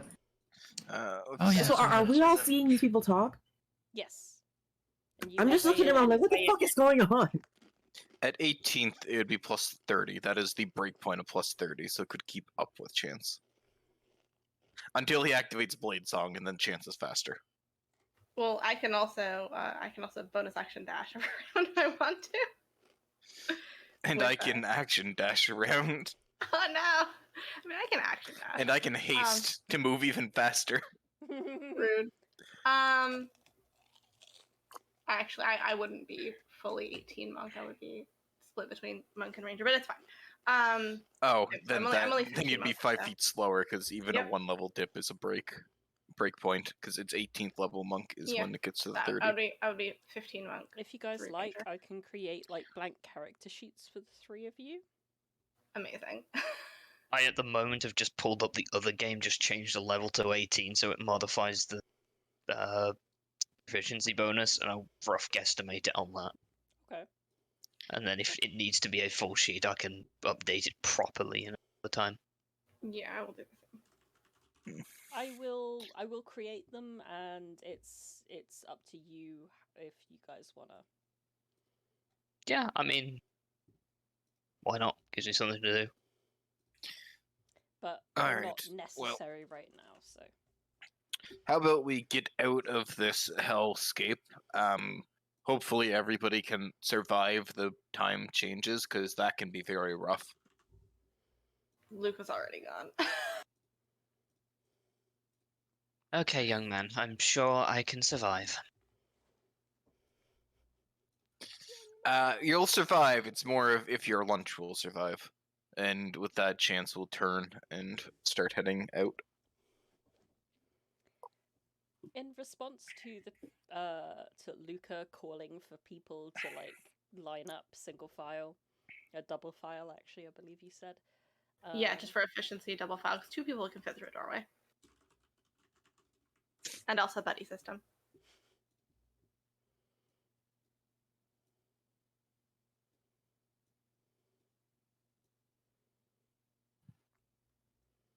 A lot of them will, like, they're definitely, like, they're grabbing their refreshments. They're talking about going back to, like, the barracks to go grab their stuff first and all of this. a lot of people seem to be like completely resigned and ready to the inevitability of leaving this place.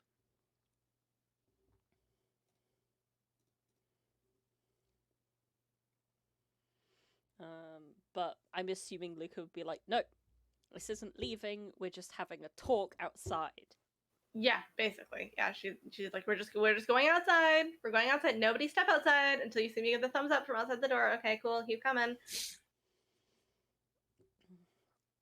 And they would be like herded essentially back, turn right, turn left, and they arrive at the massive door, and there is a lot of whispering and marks of surprise when they see the 10-foot deep, 5-foot wide hole that has been formed into what they thought was an impenetrable door. Oh, do you want that like widened so you can move in, 2 by 2? I think we're gonna get everybody just squeeze a little bit to get through this. We're all allies. We can occupy the same space for a second. All right, stop, and Luca will be the first to back out to make sure it's safe. Okay, Luca, would you be able to make me a Constitution saving throw?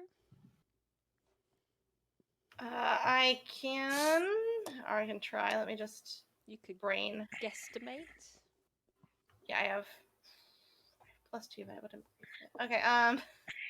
I do apologize to the three of you. You didn't sign up for this with your one shots. Efficiency bonus at 18 is Yeah, +6. cool. I'm glad. I hope this is okay.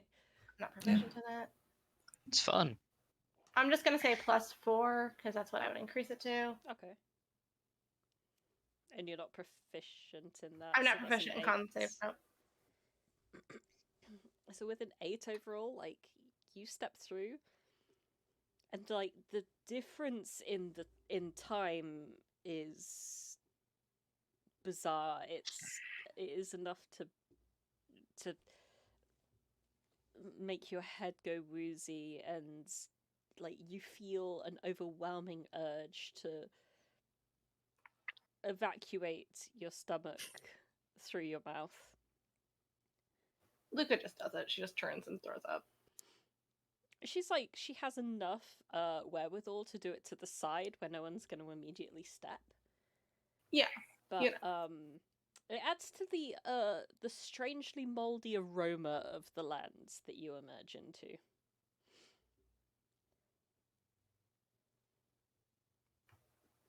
Oh, also, if any of you knew the dryad in the tree, I'm sorry, but they're dead. But their last act was to defend this place from, I'm presuming, that hole where the sun fell through. There was no dryad when we came in. I think there was a young woman teaching there when we first arrived, but honestly, my memory is, frankly, shite. You could roll a history check to try and discern the name of that young woman. Luckily, I know Samantha's intelligence. There is no modifier to that. You do not remember her name. You just know her as Miss Teach. If you think of her at all.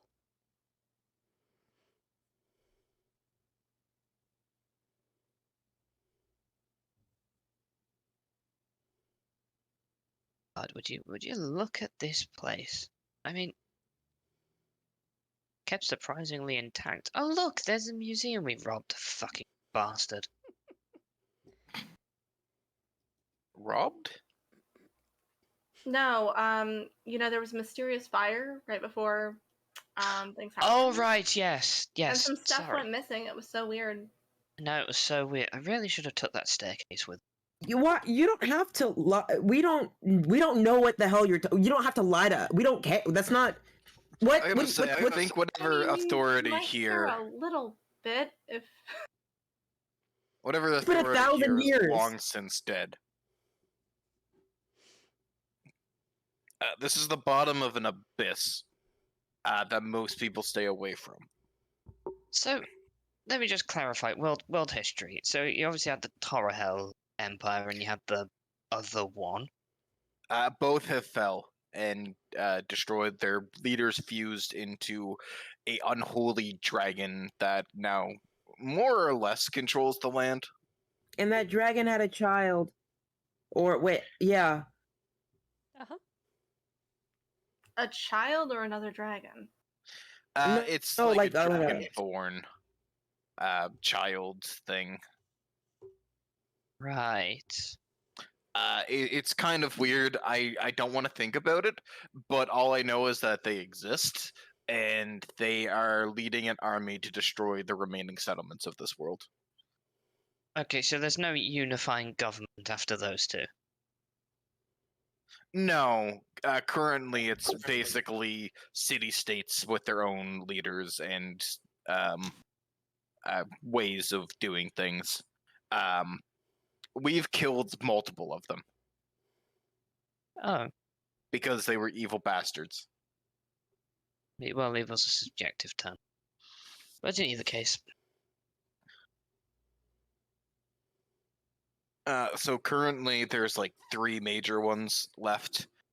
There's Neglamund, which is run by a halfling called Henry, who's kind of a megalomaniac. There's Jurass that we just freed from their tyrant. It's now ran by the people, I guess? You hope. I forget exactly how to put it. All I know is that, you know, they're free people now. And then there's Grove, which is a green city ran as a democracy that we instated. Oh, and then there's Unalimbo, which kind of has their own system, but they're like way far away and out of the warpath.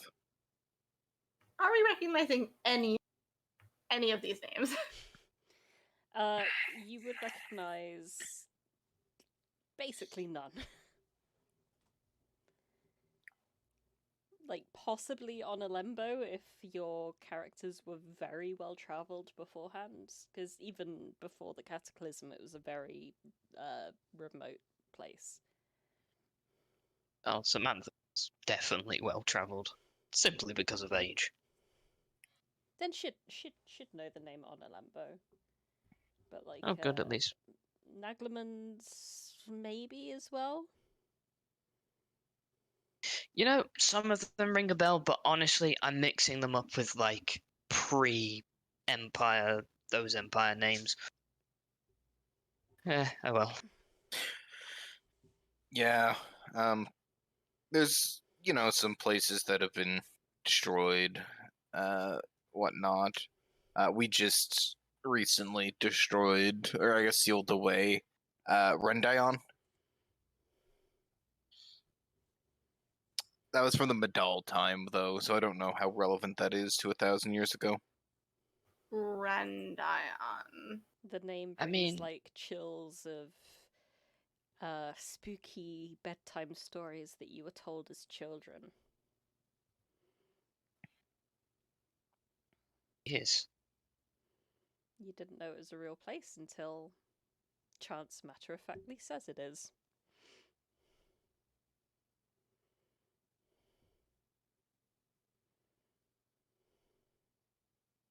Right, anyway. What are we doing?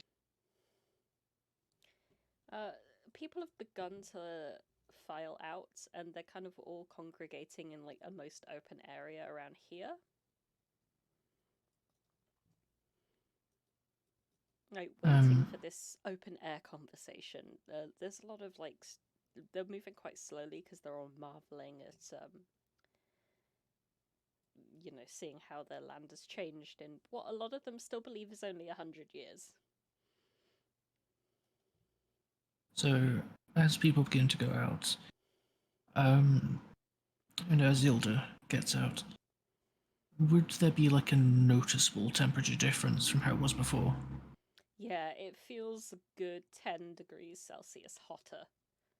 I think you should kind of look around at the environment and then immediately, like in the most available nearby open area, begin to sit down and cast Control Weather, Okay. which will take 10 minutes.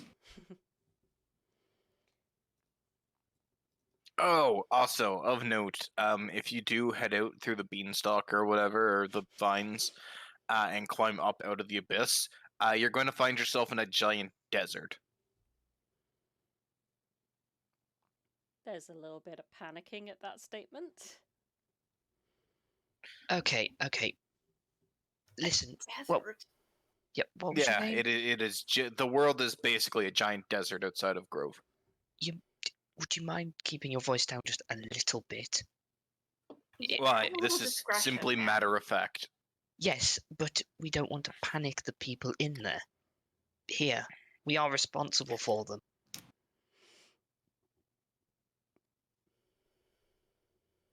Then you should speak the truth.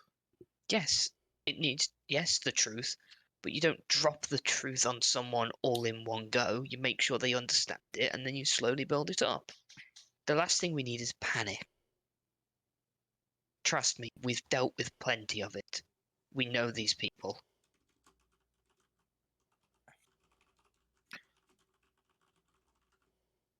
Oh, I have never even properly introduced myself. That is my mistake. I am Chance Koda.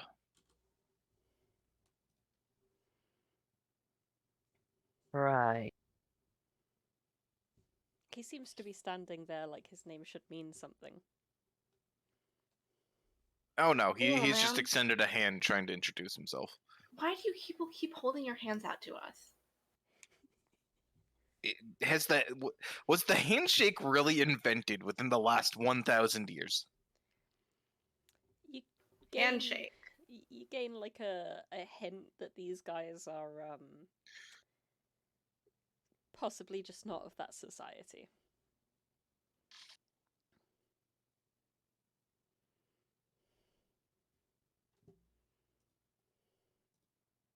Sam would very awkwardly, like someone who doesn't know how to handshake, try and handshake. I get the feeling it's that thing where Chance goes for like the firm grasp, and then it's just like limp noodle. I mean, in Samantha's grip, your arm goes like a limp noodle. There is unrivaled strength and intense heat from this person. I'm really happy Risha isn't here. You get the sense that she could pick you up and flip you over like you're a giant staircase. Like I'm a table. And it is Sam's bonus action, and she will choose what to do with it.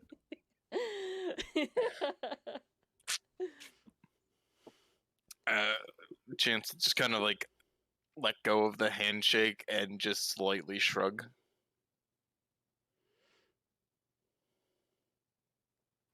So then, where are your elders and everything? We should get this show on the road. Are we the elders? Yeah, you're as like you infer from his use of the words that he's asking about like your leaders. And that is you. Oh, Nice to meet you. I thought they said there was like a council of elders or something, or maybe I'm just. There's like a court. Yeah, they're or like a council type thing. Not of elders specifically, but I mean, but these people also do look a bit odd. Like, you've kind of gotten the sense that Samantha isn't like entirely mortal. Chance, the three that seem to be in charge, Chance is going to take a much closer look at and attempt to basically look into the weave to see the strands that make them up. To try and get a better understanding of what they are. Okay, I would like a spellcasting Like who and what. check from you. Which would I just think be it's straight int. intelligence? Yeah. 22. you got a strong sense from Samantha in particular as you had a very awkward handshake with her. There's like a strong resonance of the weave around her and around the other two. It's almost like a heartbeat, like these three beings have been like wrapped in magic somehow. Strands of the weave exude from them.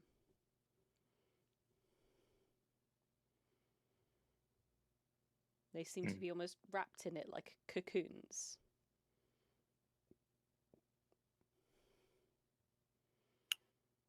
How interesting.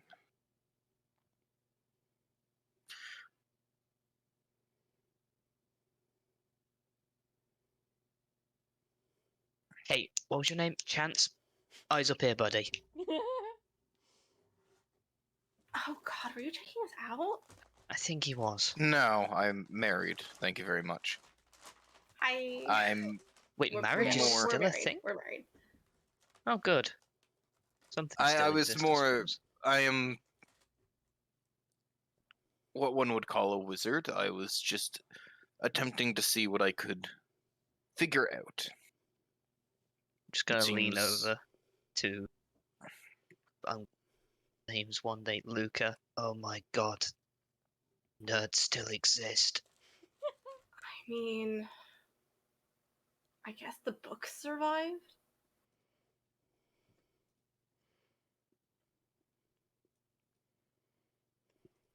It would appear that the three of you are wrapped in some form of magic. Yeah, we all have magic. Mm-hmm. Well, okay, I don't really cast spells, but I am magical. Ilda's sodding magical to the high heavens. You glance over and she's literally casting like a really complex, high-level, I think, ritual spell. It's not a ritual, but It it's just takes the same amount of time as yeah, a ritual it's spell. basically what she's done is she's found like a empty space, and you see what looks to be some sort of magical circle drawn in fire. That's just kind of, and she's just sat herself in the middle of it, and she seems that's to like- be chanting basically. That's Not normal. that far off what I'm able to do, so.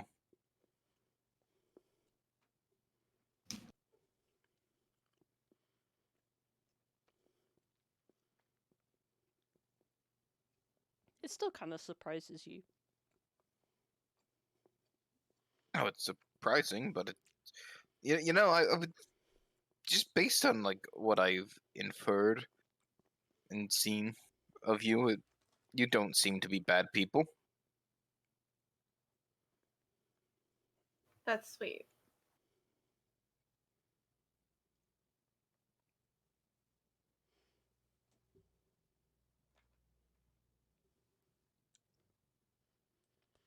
And the weather begins to change. There seems to be a breeze. Where it's coming from is a mystery to many of you, because you are in like essentially a giant fishbowl. Wind shouldn't exist here.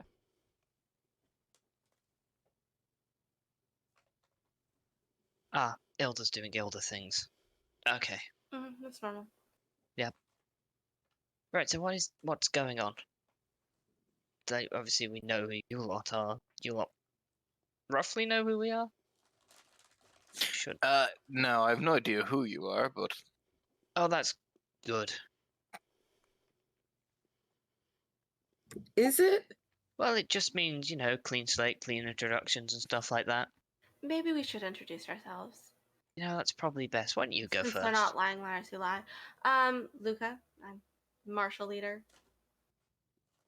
I feel like that's all that needs to be said. Yeah. Hi, Luca. Well, know my name. It's Sam, Samantha. Don't need those surnames. I kind of did all the spiritual stuff. Guess would be the right way to put it. Keeping people's spirits up and all that stuff. Then Ilda Elder will introduce themselves at some point once they've done manipulating the laws of nature. As you say that, she gets up as a circle would disappear. And you'll notice her eyes slightly glowing. As she just walks up and says, Ilda, I have no last name. I was given the title The Flame in Winter, but I don't think that means much to people here. Or, well, you people. Audra told us about winter. Oh, good. Yeah. It sounds very weird. Oh, It's very cool. I love winter. It's so cool. We have the seasons. Or we try. They don't happen naturally, druids. Are you I mean, also a druid? Yes, I am. Ignore that. Circle of the motorcycles. But yes, I am quite an adept master of the druidic arts here. And I've been practicing for, 100 years, supposedly. And then, about another good 100 or so on top of that. I think, yes, memory serves, about 307 years I've been alive, including the 100 down there. In short, I have been around for a while. In terms of my job down there, I was managing logistics and just general well-being of people.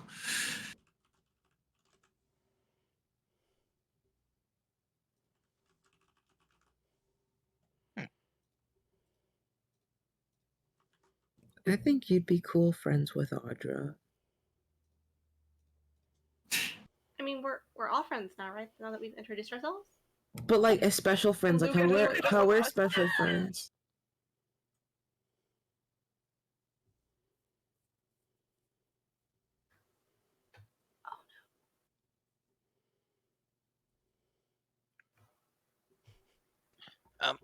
So how would you all feel about, helping defend the land?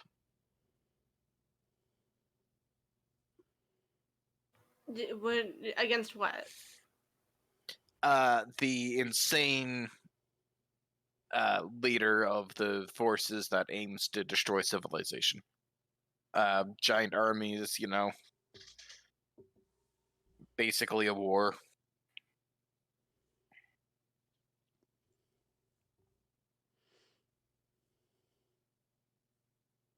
Does money still exist in this time period?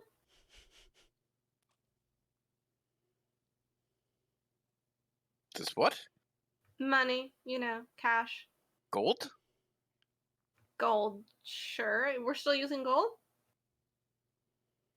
Chance will take out a Southern DeLorean gold. Luca, you probably feel quite offended by this cheap imitation that he may even be trying to scam you with. It's just clay. It's just a piece of clay. There's gold Okay. It's everywhere. painted gold. Is that like a child's toy? Oh no, this is what the South uses. It's a Southern DeLorean gold piece.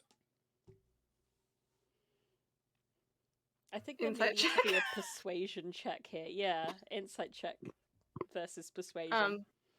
This is. Well, I'm telling the truth, so. Yeah, she doesn't seem very receptive, so I feel like a persuasion is needed to, convince her of the truth. You get a plus what? 15? A plus 10? I'm proficient in insight, so. He's really not good at explaining himself, but you can tell that this guy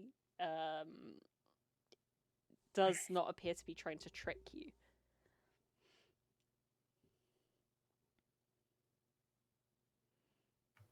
Okay.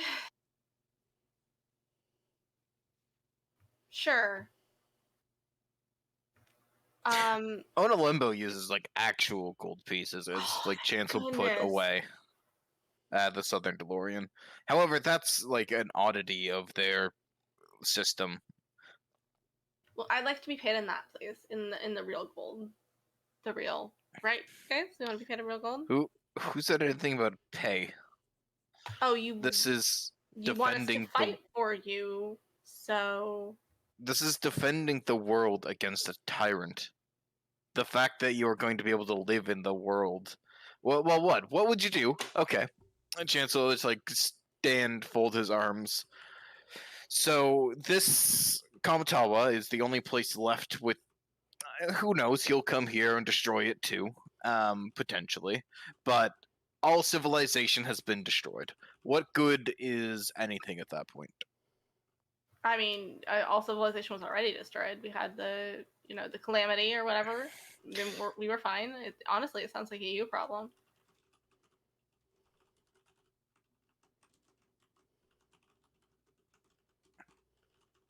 So, with nobody in the land to do anything or pay you or whatever, then what? You're just gonna try and rebuild from here?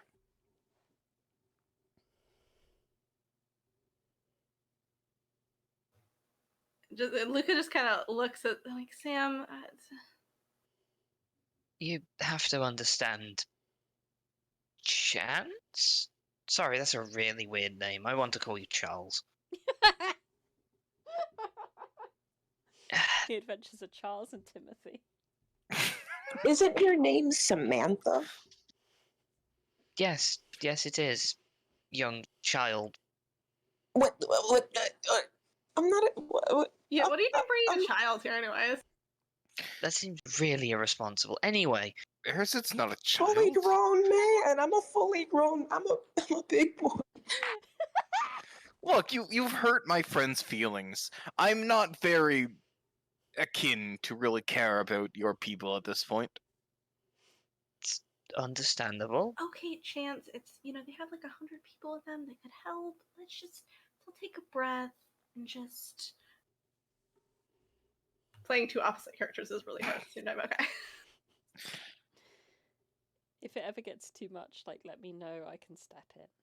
No, I'm good. Okay. I appreciate all of you. We can't force them to do anything that they don't want to do. The only reason we have survived the numbers we have is because we stepped in and put measures in place to prevent people going insane. We lost most people within days of entering that vault. Yes, and at this point, the world is enough that you can. Well, there is still some world left, and we are fighting for it.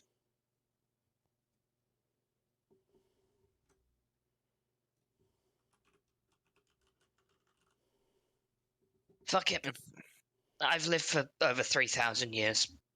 Why not get involved in another sodding war while I'm at it?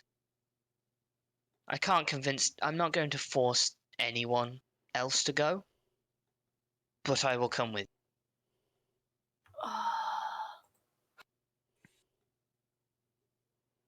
Oh, come on, Luca, you know me. Gold's never really been that. I just don't like it. No, I We should at least like have it. land or something. This is stupid. Apparently, there is no buying and selling land. That was an archaic concept when I brought it up. Wait, we can just have land? You can just set up wherever you want and Oh just my go, God. this is mine. They got rid of property tax? Look, I was confused as you. Look, that's just Grove, though. Specifically, like the place where it's like green and everything. They're more of a, hey, everybody helps everybody, and we'll get through this. We'll do trade with each other. Everybody's going to kind of survive together type thing. Whereas other places like Jurass, I don't think that flies as much.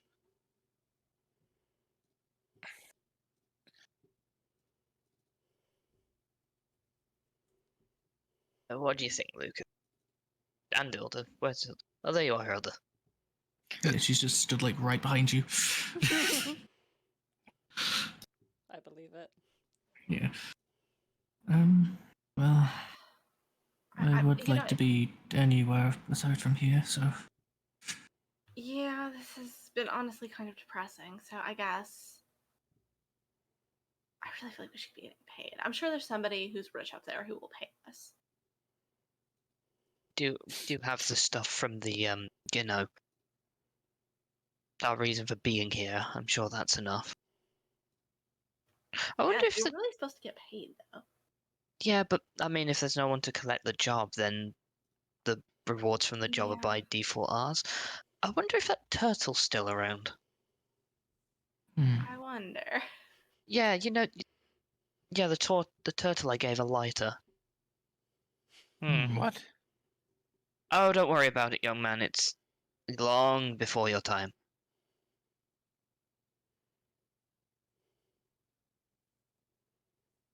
I'm very confused. I don't think that's going to be the only Look, time that's going to happen. I've met a couple of turtles in my time. No, turtle with a U, not turtle with an O. Oh. No, you. Oh, God.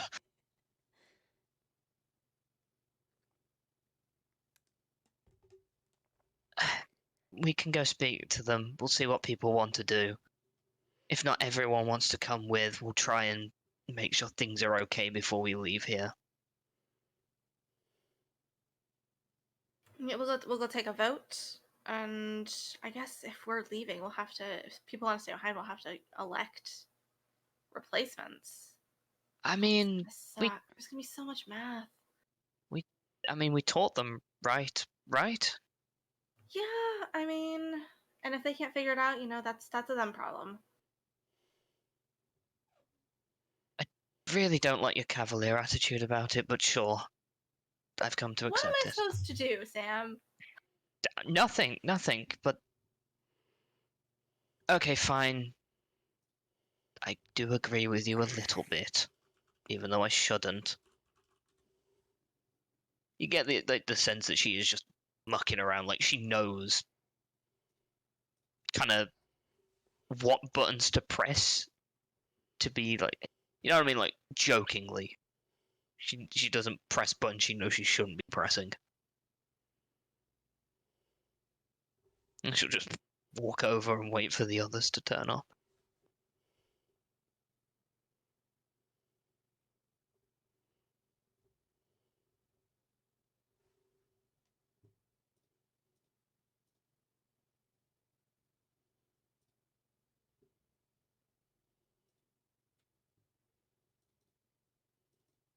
Okay, I will gather up with the large group of 100.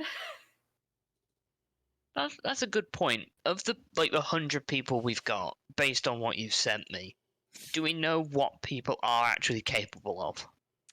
Yeah, most of them are pretty powerful in one way or another, and are all of them, to your knowledge, are fully on your side.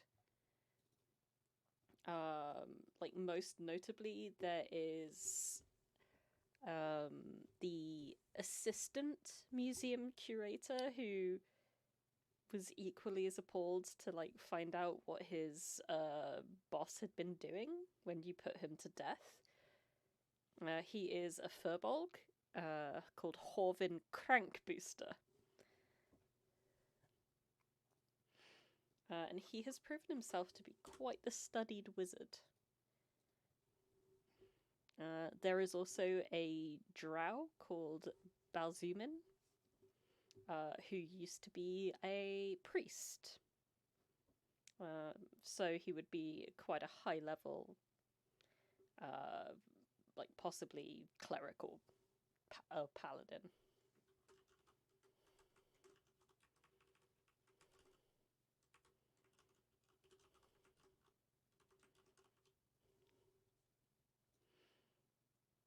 There is like one guy that has been consistently winning every single like basketball competition that you guys have been putting on for the past apparently 1,000 years, is a dwarf called Tavros, who is just able to run faster and jump higher, and seems to have essentially a lot of the same powers as Luca. Yeah, we always have to be on opposite teams because otherwise it's not fair. Yes. Like, there is quite a diverse and powerful array of people here. Like, not for the least part, because between the three of you,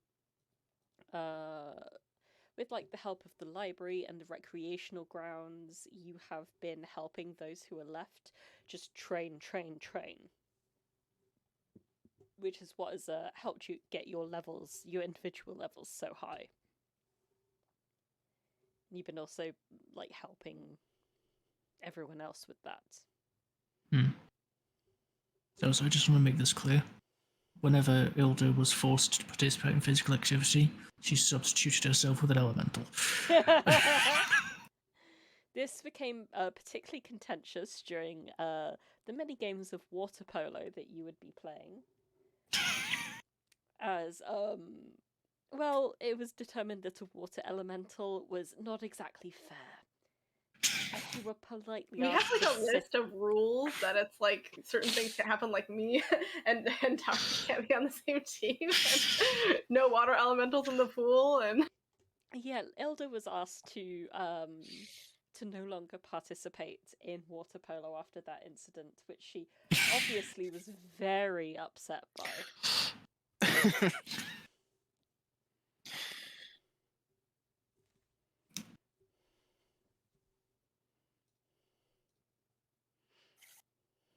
I just think there's just a book of all the quote unquote laws in the library, and like there are sections dedicated to each, like one section for Luca, one section for Sam.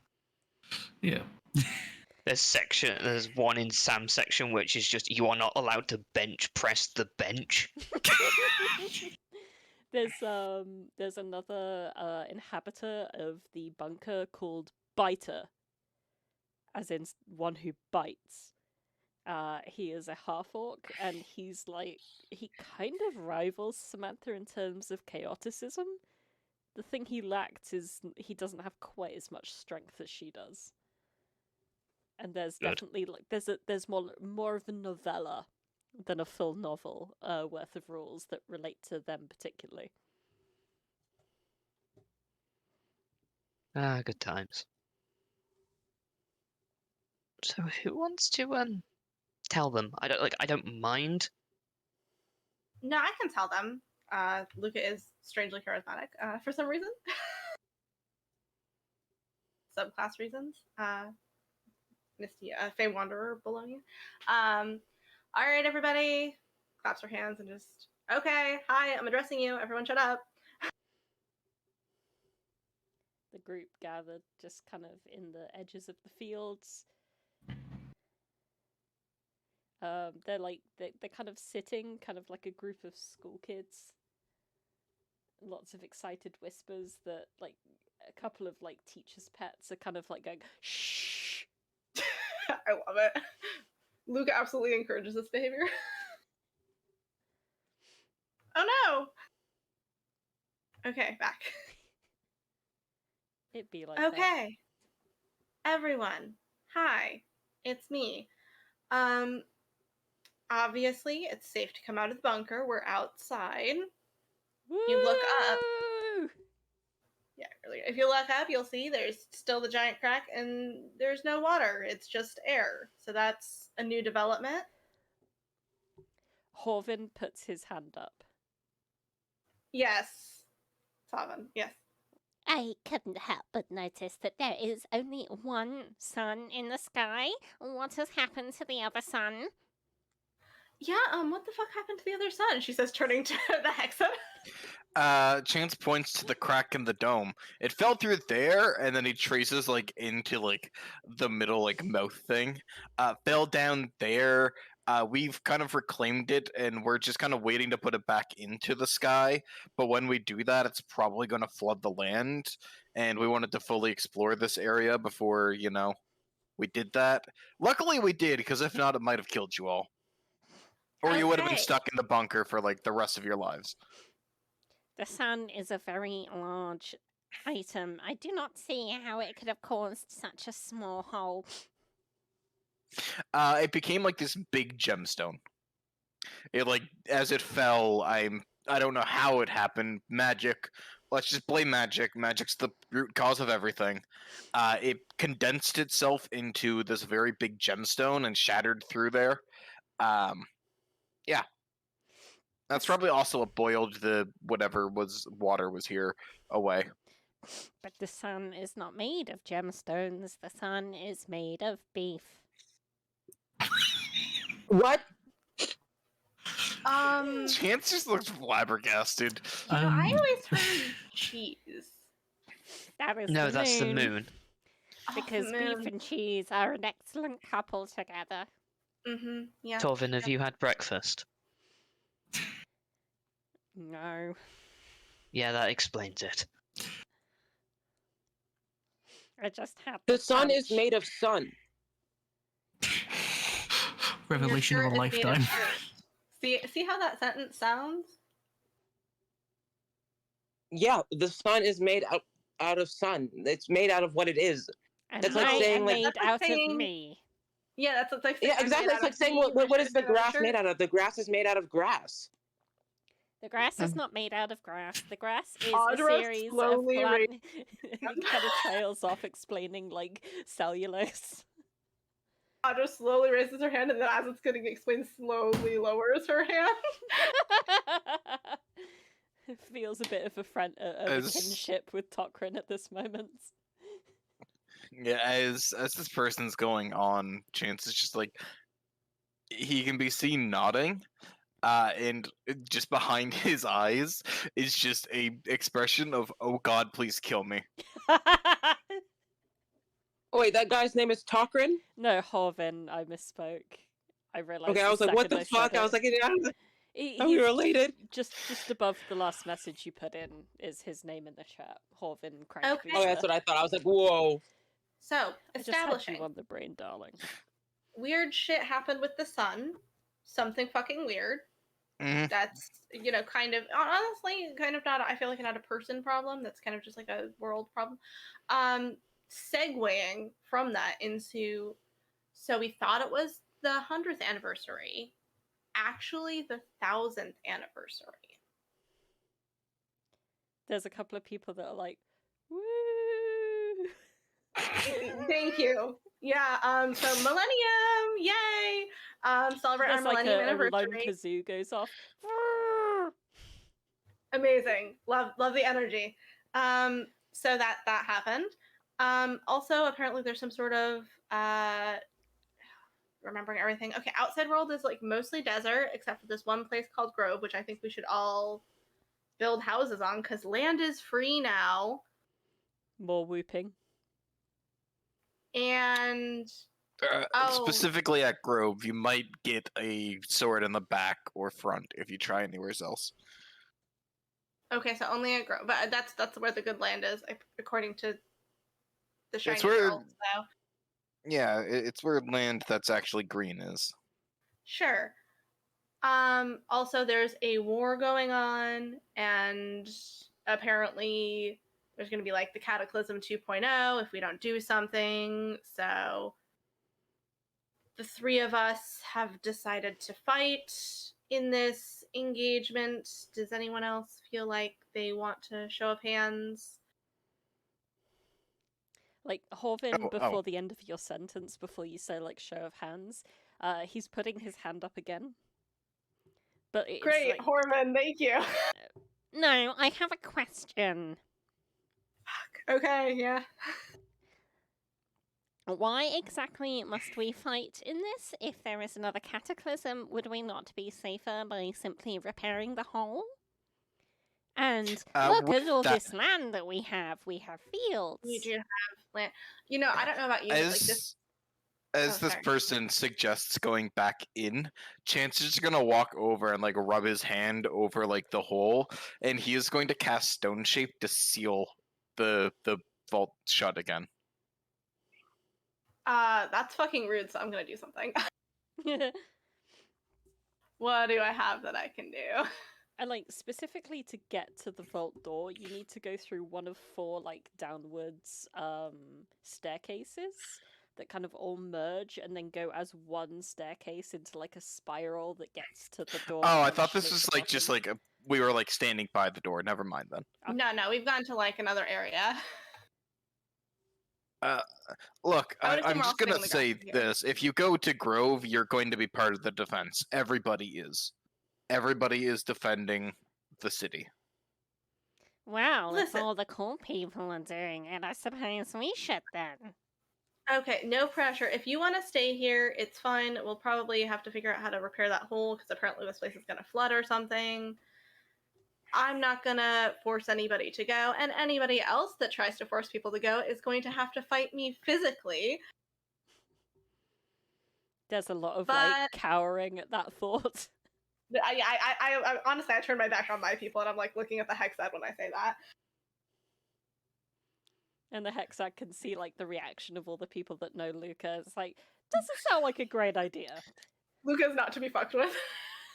Chance once again rests a hand on his blade. Look, if this comes down to fighting, I think we can take the 3 of you. I don't think we should be fighting anybody. I don't know if that's like necessary. I just think like maybe we don't.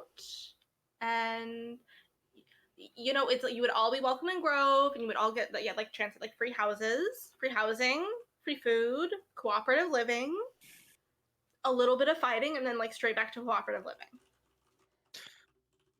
It's not going to be a free ride. You're going to fight and defend for the place that you are going to live in. He so is.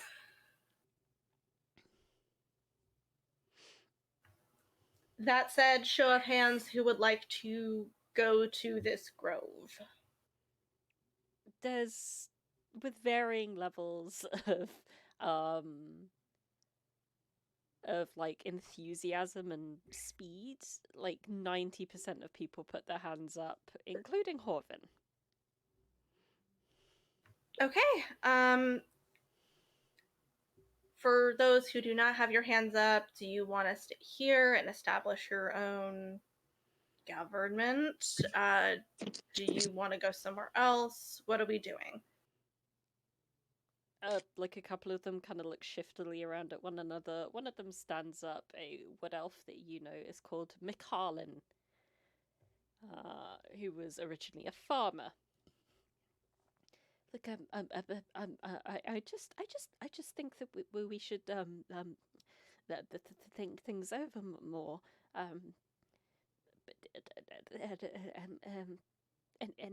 Anyone else? You guys want to do a little mini huddle? Talk about it? Maybe that would be a good thing. Deep breaths, buddy. Breath in. I'm gonna offer this guy some of my hot chalky. Like this, Luca, you would know that this is his speech. Like he's Yeah.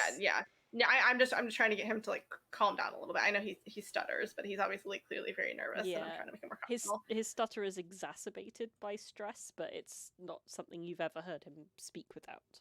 Yeah, of course. I'm just like, deep breath in, deep breath out. If you would like to discuss, you could have time to do that. I will work out with these guys, maybe travel arrangements. So, you guys have like an airship or? No? Okay, so like Grove is walking distance? Riding distance? You guys know magic exists. Walking as in you can definitely walk there. I don't know if you'll make it within a day. Okay, so you guys got here by, and then Audra just pipes up. We went through that tree. We came through the tree. Okay, so I guess we'll leave through the tree. So we have 1, 2, 3, 4, 5, 6, 7, 8. I can take one more person and teleport. I can take like a dozen people maybe. Or how many people can I fit through the train around? Did we decide? I mean, I feel like it should be. It's transport via plants. It just lasts for like a round. For so the that's as many people. Yeah, as many people as can fit in 6 seconds, which is like. So if you we need people 60 feet away because they can dash through. Yeah, if you like really finesse it, you could potentially get up to like 30 people through, assuming that they're all like very well like organized. Which like the peasants of Own weren't, but these guys are. Okay, so we can get like 30. Does Ilda have transport via plants? Oh wait, would that even be useful? Because she wouldn't know what the surface looks logically, if Ilda went through originally, then came back, they could then go again. Or they could just open to here, or like back to here. Yeah, does Ilda and then just have the gate open? I mean, she does have access to it, but I think she would just keep it prepared because I feel like she'd always have a hope that she could leave at some point. So yeah, she would have it prepared. In the bunker specifically, there's a really big like food growing area that has sustained you guys over the last 100 years. And that is like somewhere that you would definitely have transported to on many occasions. The speed is a lot faster than like the rest of the bunker. It's the magic has gone a bit haywire, so if you stood at like the edge of the barrier, you could literally watch like a tomato plant go from a seed to like fully grown tomatoes in about an hour. But like you've definitely like stepped in there before for like a quick snack. So I could understand that you would have that prepared.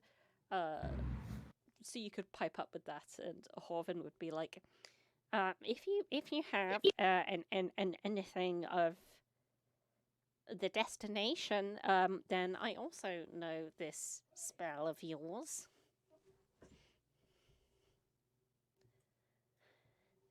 Oh, we have more than one. Chance will just take out the Grove Rock and just toss it to him. There you go. He fumbles the catch, picks it up from the ground, his face grows red. What more could I expect from a nerd?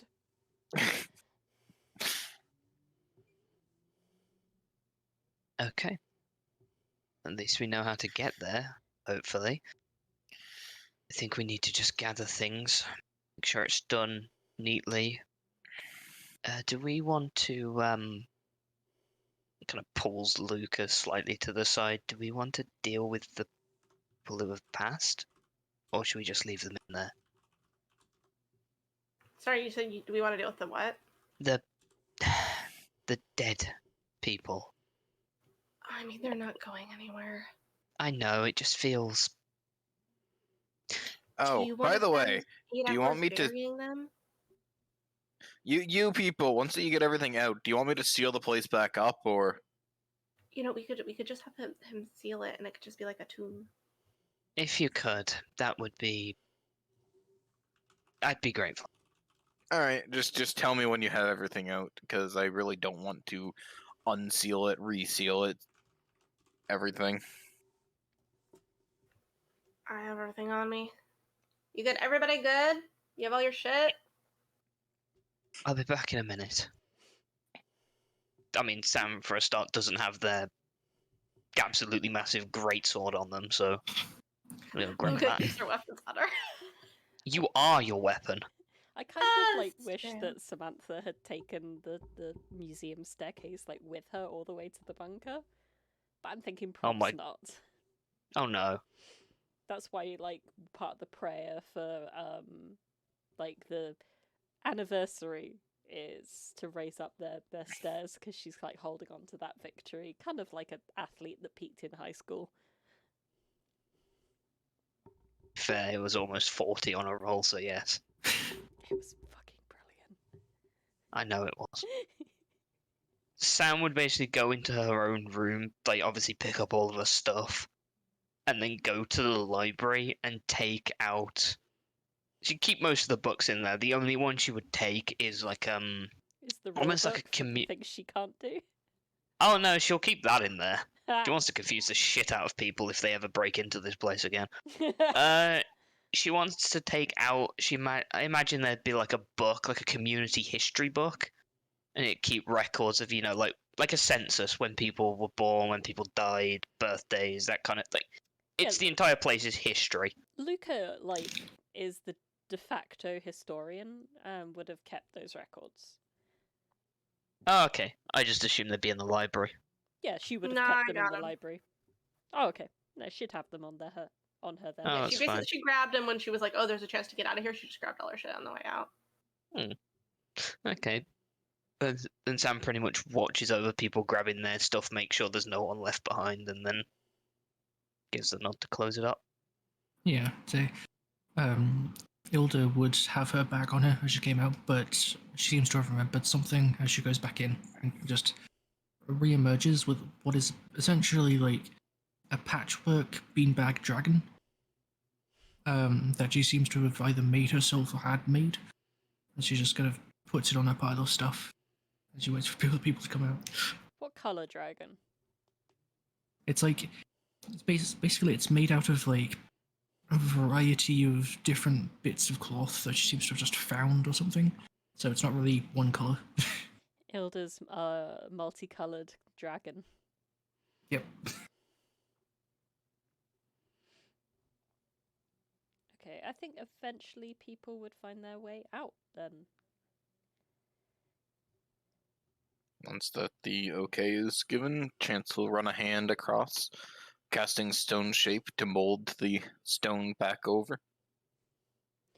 And the door, once again, looks how you left it. Inscription intact. Was that inscription there when we entered originally? Oh, you wouldn't have seen it because it's on the door and the door was wide open. Yeah, okay.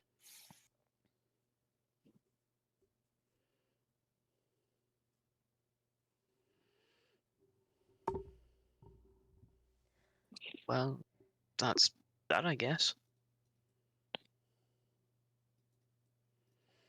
So it would take let's say with like 100 people, it would take. Because there's 2 instances of 9 going back with teleport. Well, Chance is going to be able to get everybody from the party, or can take 9. Others in the party can go through via transport via plants. Yeah, you could well organized up to 30 people from here could go via transport via plants.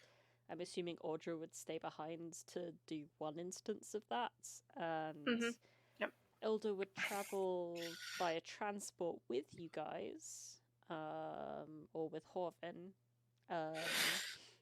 to Grove, and then open up a portal from the other side. Mm-hmm. So that's 30, then 60. So then we have with 2 transports. 40. So do another. Well, no. Then we have to minus 9 off, so we have 20 left. 20 people plus the party. Because 21 plus the party, because 9 could have went with Horvin.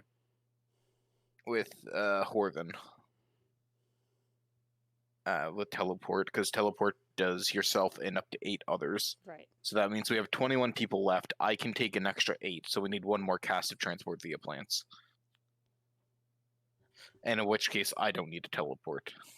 Do either of you two have the ability to cast it twice in one day? I can't at this point. I already cast it once to get here. Ilda? Sorry, I kind of zoned out. It's fine. Transport via plants. Would Ilda be able to cast it twice in a day? No. Okay. A 6th level spell? So you get 2 6th level spell slots at 19th level. Ah. Well, you can upcast it to 7th. That is true. Yeah, that's what I'm doing with transfer via plants for Audra, because she only gets 1/6. Yeah, so we'll be able to cast it twice in that case. So Actually, so Ilda would we'll be be able to cast it 3 times because I have a Nightfall Star as well. Nice. You'd be able to, essentially, all in all, you guys would be able to transport everyone back over. Mm. And the sun is kind of like threatening to set quite soon. It looks to be about 5 p.m. But you all make your way back to Grove. All right, that was a fun day trip. Now, what are we going to do tomorrow?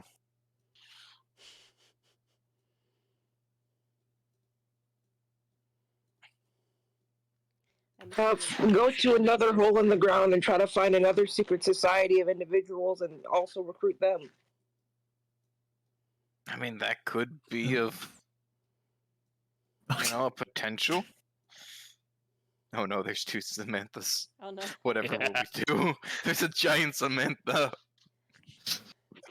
The town is my bonus action. I've updated Luca's sheet in the one-shot, so I don't know if you can copy that or not, but...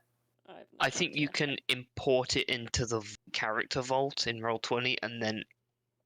export it from that game and then import it into this game. But I think it needs to be approved by the DM at that point. So, yes. I'll have a look after the game. So welcome to Grove.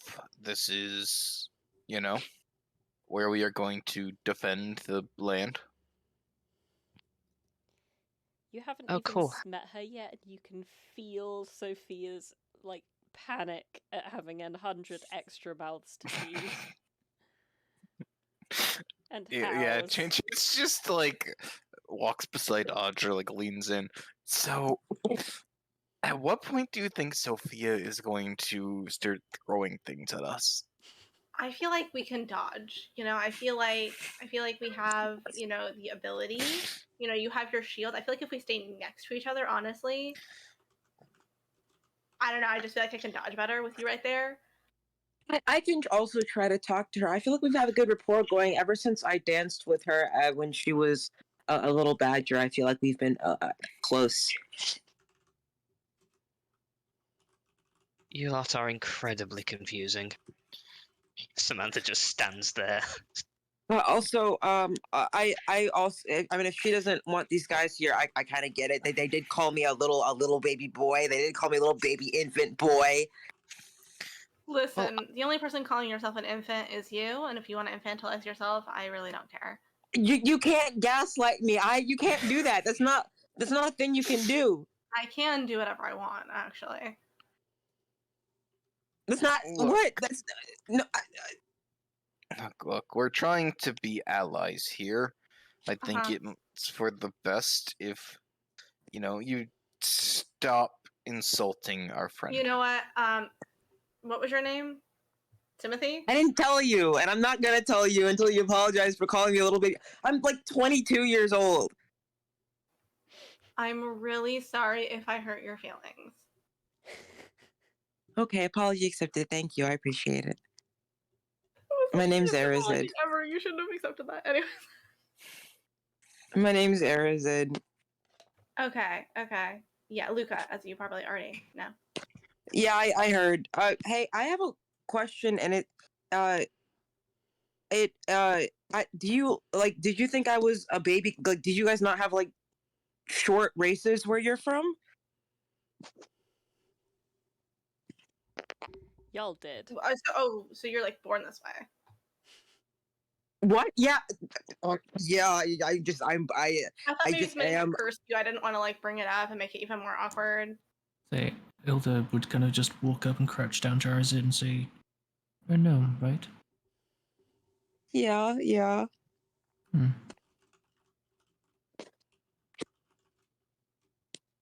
Apologies. But that's it. Okay. These two are a bit, kind of leans in. They're a bit stupid, don't worry about it. I can fucking hear you. I have a passive perception of 26. She knows. Okay, so someone who is a little hot and also just leaned in really close to Arazid and got on eye level with him. So he's like avoiding eye contact very hurriedly, and it's like, oh, yeah, I mean, it's yeah, yeah. I mean, if they haven't seen like a gnome before, I get it. I could have sworn they have. Isn't there a couple? I've seen Fae. I've seen a lot of Fae. Does that count? Not remotely the same whatsoever. I honestly can't even remember. I'm going to be honest. I kind of mentioned this because like I pull out I remember at some point receiving like a little statue of like a little halfling woman, like a little statuette, and I'm like, I don't know, I feel like this woman is like she seems like she's like from some big ancient past, but I don't know if it was like 500 years ago or like a millennia ago. I just wanted to, like, if you guys didn't have short races, then I just assumed maybe it's just from a different time. I'm whatever. Do I know what this is from? It's kind of like a half-broken statue, I believe. Yeah. That was found elsewhere. I don't quite remember at this moment. Me either. I just know I have it. It's like it looks to be like a gnome or a halfling, like riding, like kind of clutching onto something. Whatever it's clutching onto is like the half of it that's been broken away. There are some like distinct markings, like features still left on the statue. You could like give it like a good look over as like a wisdom check. Oh fuck, I'm good at wisdom.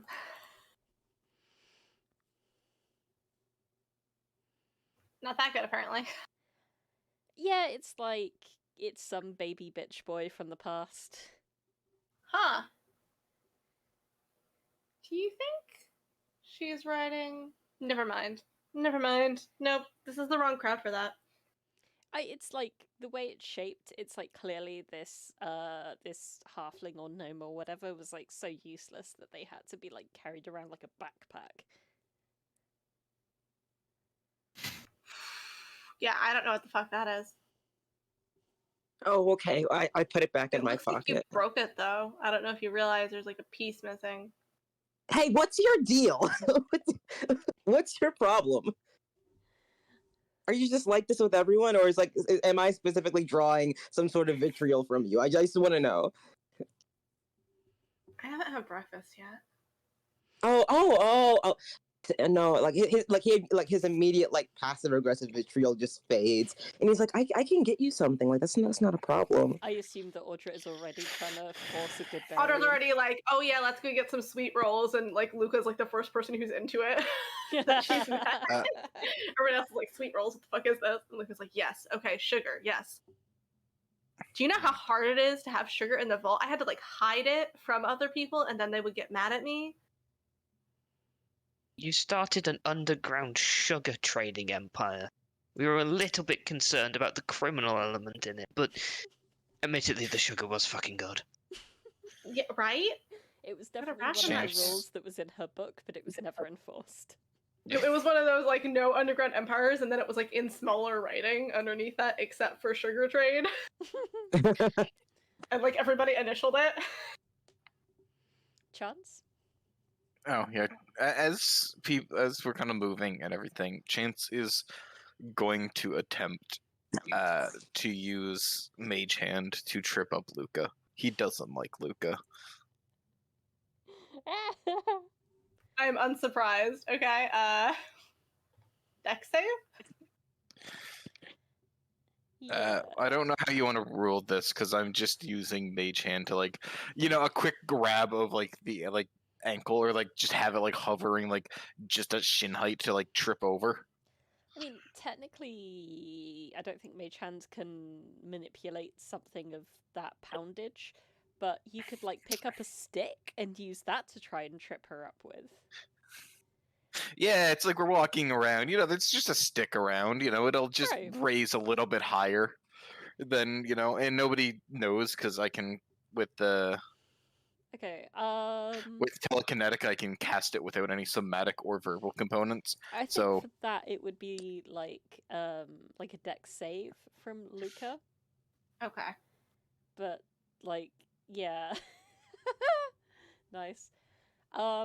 You kind of like you don't even have to dodge. You just like your shin hits this stick, and like just the sheer power of your body breaks the stick in two as you just stride on unimpeded.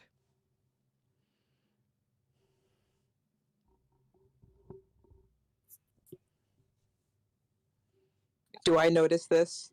You rolled such a powerful dex save it turned into a strength score. Oh my God. But yeah, you would. You would see a stick I- hovering I- in the air.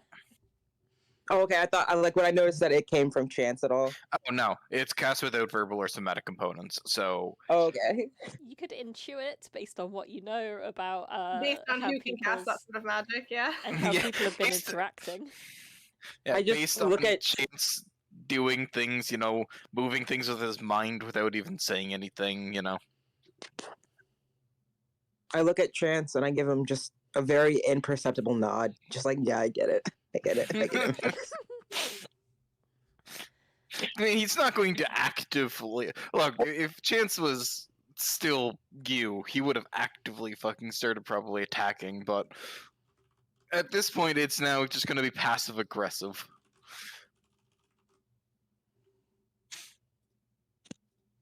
Okay, everybody. So As we're walking to, another rock just floats up from the ground, and Chance pockets it. So I have another grove rock. All right. Right. Just to double check, where can we send our people to go set up? Where is a decent spot? We're gonna figure that out. We have to go talk to our There's only Sophia. like 100 people in like your immediate vicinity. everybody, why don't we go? There's enough seats in the arena for everybody to just chill. So why does everybody go chill in the arena, if that's okay with You you? point out the building. And Luca just kind of stares blankly at Audra and then eventually like kind of smirks and nods. I can go get Sophia. Okay, yeah, that would be great. That would be great. Let's bring Sophia here. And can you also bring some breakfast and just like snacks? You bring snacks. You just trailed off. What did you? Sorry. You bring snacks. Snacks. Oh, yeah. I can scrounge up. Don't worry about it.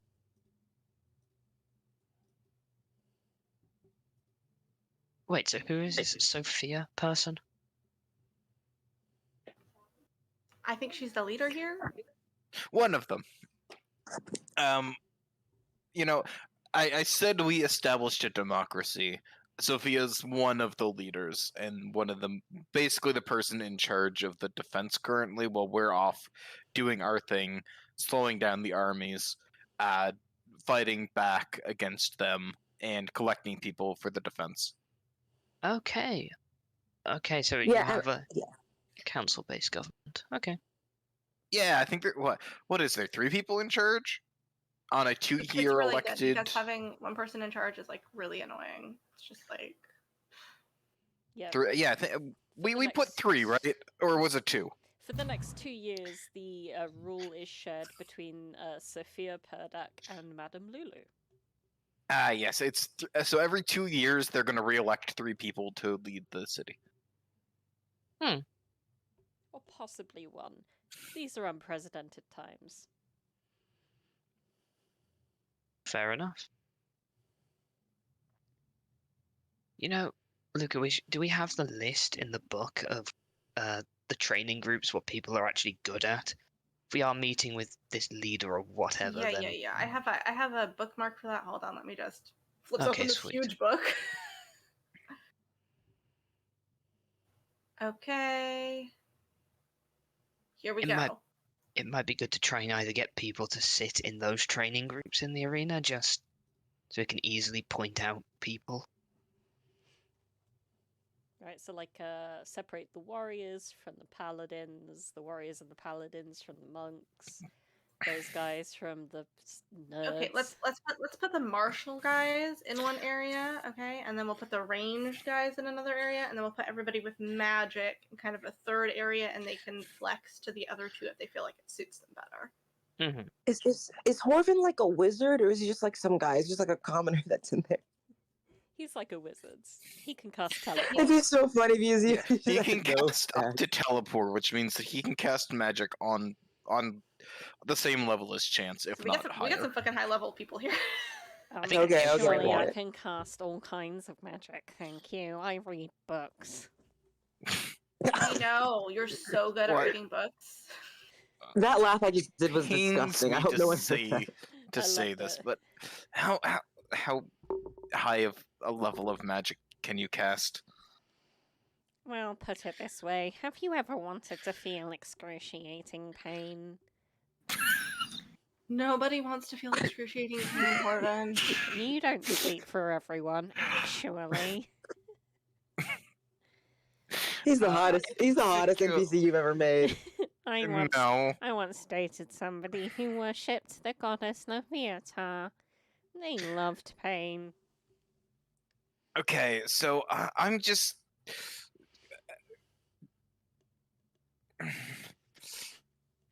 Oh my god, he's I- brilliant!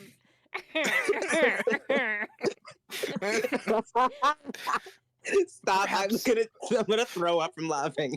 Perhaps we could exchange notes sometime to see what we could learn from each other. Well, I suppose if there is a book club around here.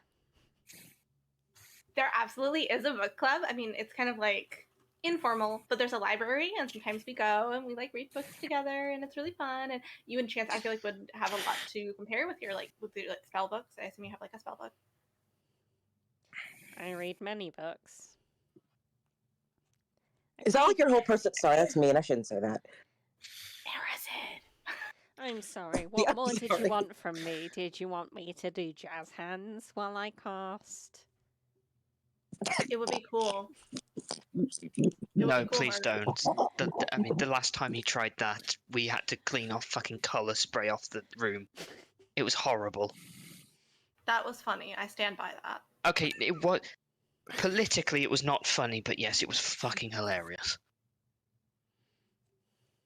Anyway, yes, we should split them up, whatever have you, and wait for this Sophia individual. Yeah, Arazid, could you go get Sophia and we'll see them into the arena?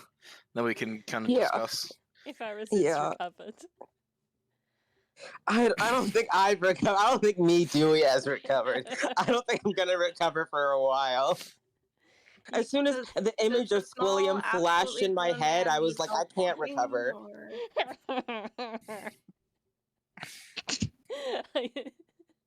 Now I know I can do an approximation of him. I'm not gonna stop either. It's so bad, but I love it. It's so bad. Too much power. It's bad as I'm actually not gonna ask for the exacts on how bad it is. Oh, okay. I'm gonna go get Sophia. Arazid is weeping. He's weeping and he doesn't know why. He's just overwhelmed. As you guys like enter the arena, Hovrin is like, all right, all of the spellcasters on this side, please. Yep, we want three sections: spellcasters, ranged, melee. If you are a spellcaster and you think you belong in ranged or melee, just move yourself. Don't really move yourself, it's a trap. Horvin, not everything I do is a trap, okay? Quite a lot That of was the 1 things month. you do are It was trap. one boring month, okay? Yes, and you glued my face to the floor. You kind of deserved it, buddy. It was Okay, mean. Now is not the time, and yes, I agree, it was mean. It was also a waste of glue. I feel like Samantha is also secretly thinking it was hilarious, though. Oh god, yeah. I Politically, stand she by it. has to remain neutrality. But past that I feel point, like yeah. Luca does not care about that politically. It's like, as long as she's intimidating enough, it's fine. You are. And then it's just the three just standing there like, welp. Guess it's government time. I love how I dragged all like the 3 new people tokens directly from the compendium, and yet they're still marked as, yeah, who are these guys? I don't know. Yeah, I was gonna say if you end up, I have Luca like in the vault, so if you allow imports to the game, I'll be able to import or export to Hateful Sun, but I don't know how to do that. I've never had to do that yet, so I will look it up. Yeah, later. I think I know. So I wanna milk these last 20 minutes for everything that they're worth. Absolutely. But everyone who has character or characters should be able to control them now. Where are you going, Elder? It seems that in the time of like the conversation with a bunch of people, she's kind of wandered off somewhere. Well, Elder's shit. gone. Okay. Did we leave the elder tracking device in the vault? You mean just locate creature? I don't have locate creature. You know, I've never had locate creature. Is this where Ilda like comes across the Drea Critor and just like makes 7 new best friends? 14 if you count the mounts. Listen, she went west. We'll find her later. It's fine. That's towards like the druid grove. Maybe they could have been just, pulled towards their kin. I'm not gonna lie, I thought this whole place was a druid grove. Well, that's the official call one. It the grove? It's like that's just the name. That's the name of the city, and then there's a building that the druids typically reside within. It's like London. Sometimes we call it the druid like circle to make it like less confusing. But like, this is their very, very large town. You shouldn't insult it.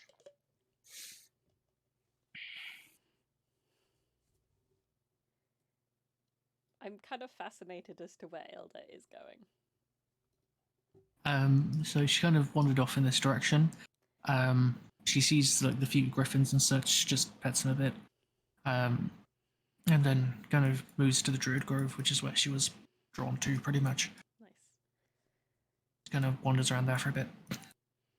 Like she will enter into the communal gardens. She's gonna meet this big man. He's just like, "Hey, take a load off, baby.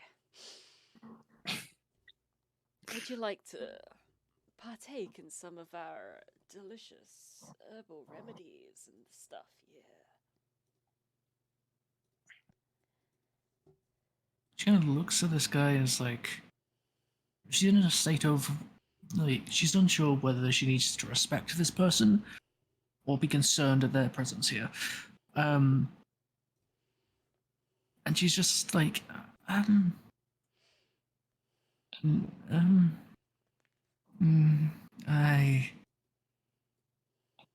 fine. Thank you.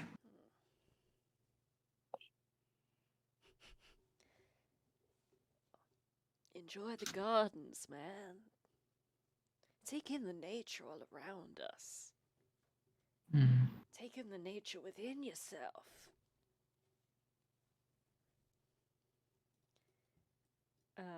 And with that, we will pan back to the arena. Arazid is well on his way to going to be like, Sophia? Sophia, Surprise! Oh, also, just so you know. very important question. Did Arazid end up taking the pool floaty with him? Yes. Cool. I think I'm gonna put it in the lake, the pond. Just like, this bitch inflated. Yeet!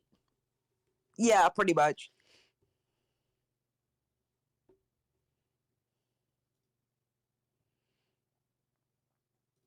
If Azur wants to play with it, that's their prerogative.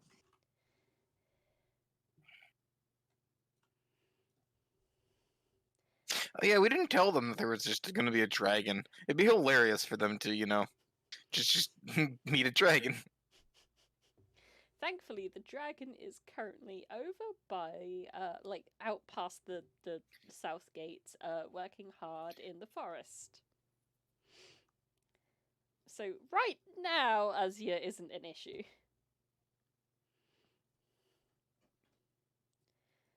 Everyone kind of gets seated in the arena. Arazid, you finally make it to the mansion, and you find Sophia, like, kind of going over spreadsheets of, like, food storages and being like, oh god. Oh, I don't know how we're going to do any of this. And, like, you see that she, like, reaches for a cup of something that definitely does not smell like a nice herbal tea. And, like, her hand's, like, shaking as she, like, brings it up to her face, and then she, like, pauses as she's about to sip. And sees you, and it's just like... Hi. There's an immediate 1,000-yard stare. So, I think I want to say something to you, but I think if I say it to you, you might do something drastic. And I don't want to like try to make you promise to not do something drastic, but I want you to know that I'm going to be there to support you, irregardless of how you accept this news that I'm about to give you.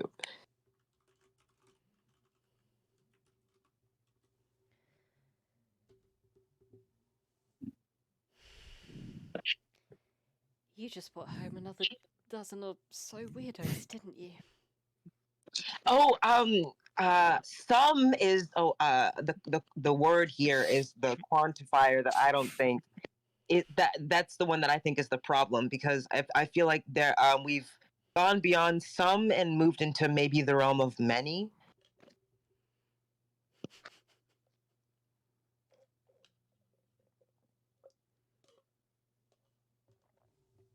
Oh, that's how we're doing. Sophia How are you? just pauses and takes, like, a big breath, like, closes her eyes. You can hear her counting to 10 under her breath. Very impressive. How many exactly are we talking? I was raised in a cave. I can't really count that high, but people were talking, like, they said 33 times, and I don't know what that adds really up to, but it's around that. You brought home 33 new people. No, 33 times, like 3 30s. Sophia and was, then a like, little more. Sophia was kind of, like, holding her like forehead in one of her hands, and when she realizes that you're not saying 33, she just, like, she lets her head, like, fall to her desktop, and she just, like, bang, bang, bang against the desktop. Hey! Food should not be a concern. We brought a lot of wizards. We can get a lot of good berries. There's a whole forest. There's a lot. Hunting is something that you can do sustainably. And I know how to do that. Food is not going to be and these people can take care of themselves. They're extremely powerful.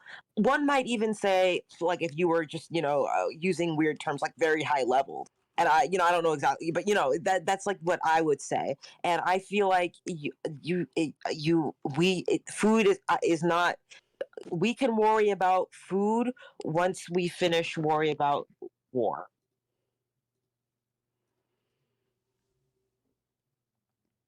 Will you excuse me for just 1 second?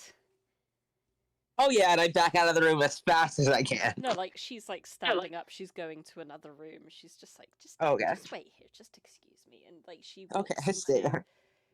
where she is like on the top, like, the first floor, the top floor of the building. So, like, she walks into what was once Artemis's room, and you just hear muffled screaming, like someone's screaming into a pillow. And then she walks out, like, a couple of minutes later, and she's just, like, brushing down, like, her druidic robes, and she's like, okay. Okay.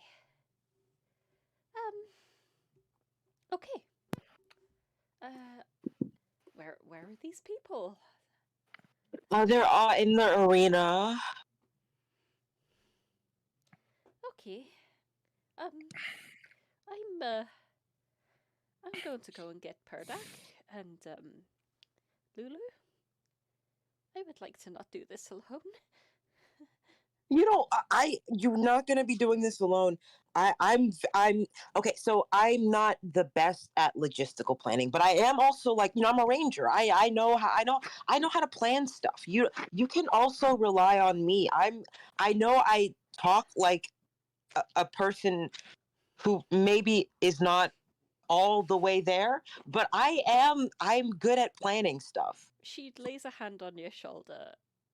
Oh, I'm sure you do, but you do not have the democratic mandate. And then she just walks out of the door, leaving you behind. Following her for sure. I'm following her for sure. She's going to head to Pittsbury Place. First of all, where she will find Perdak, and then to the Blushing Gnome, where she will find Lulu. And I'm to not run the risk of a massively overcrowded map. I'm just gonna have Sophia's token represent the 3 people. Can I insight if she's drunk, and if so, how much? Sure.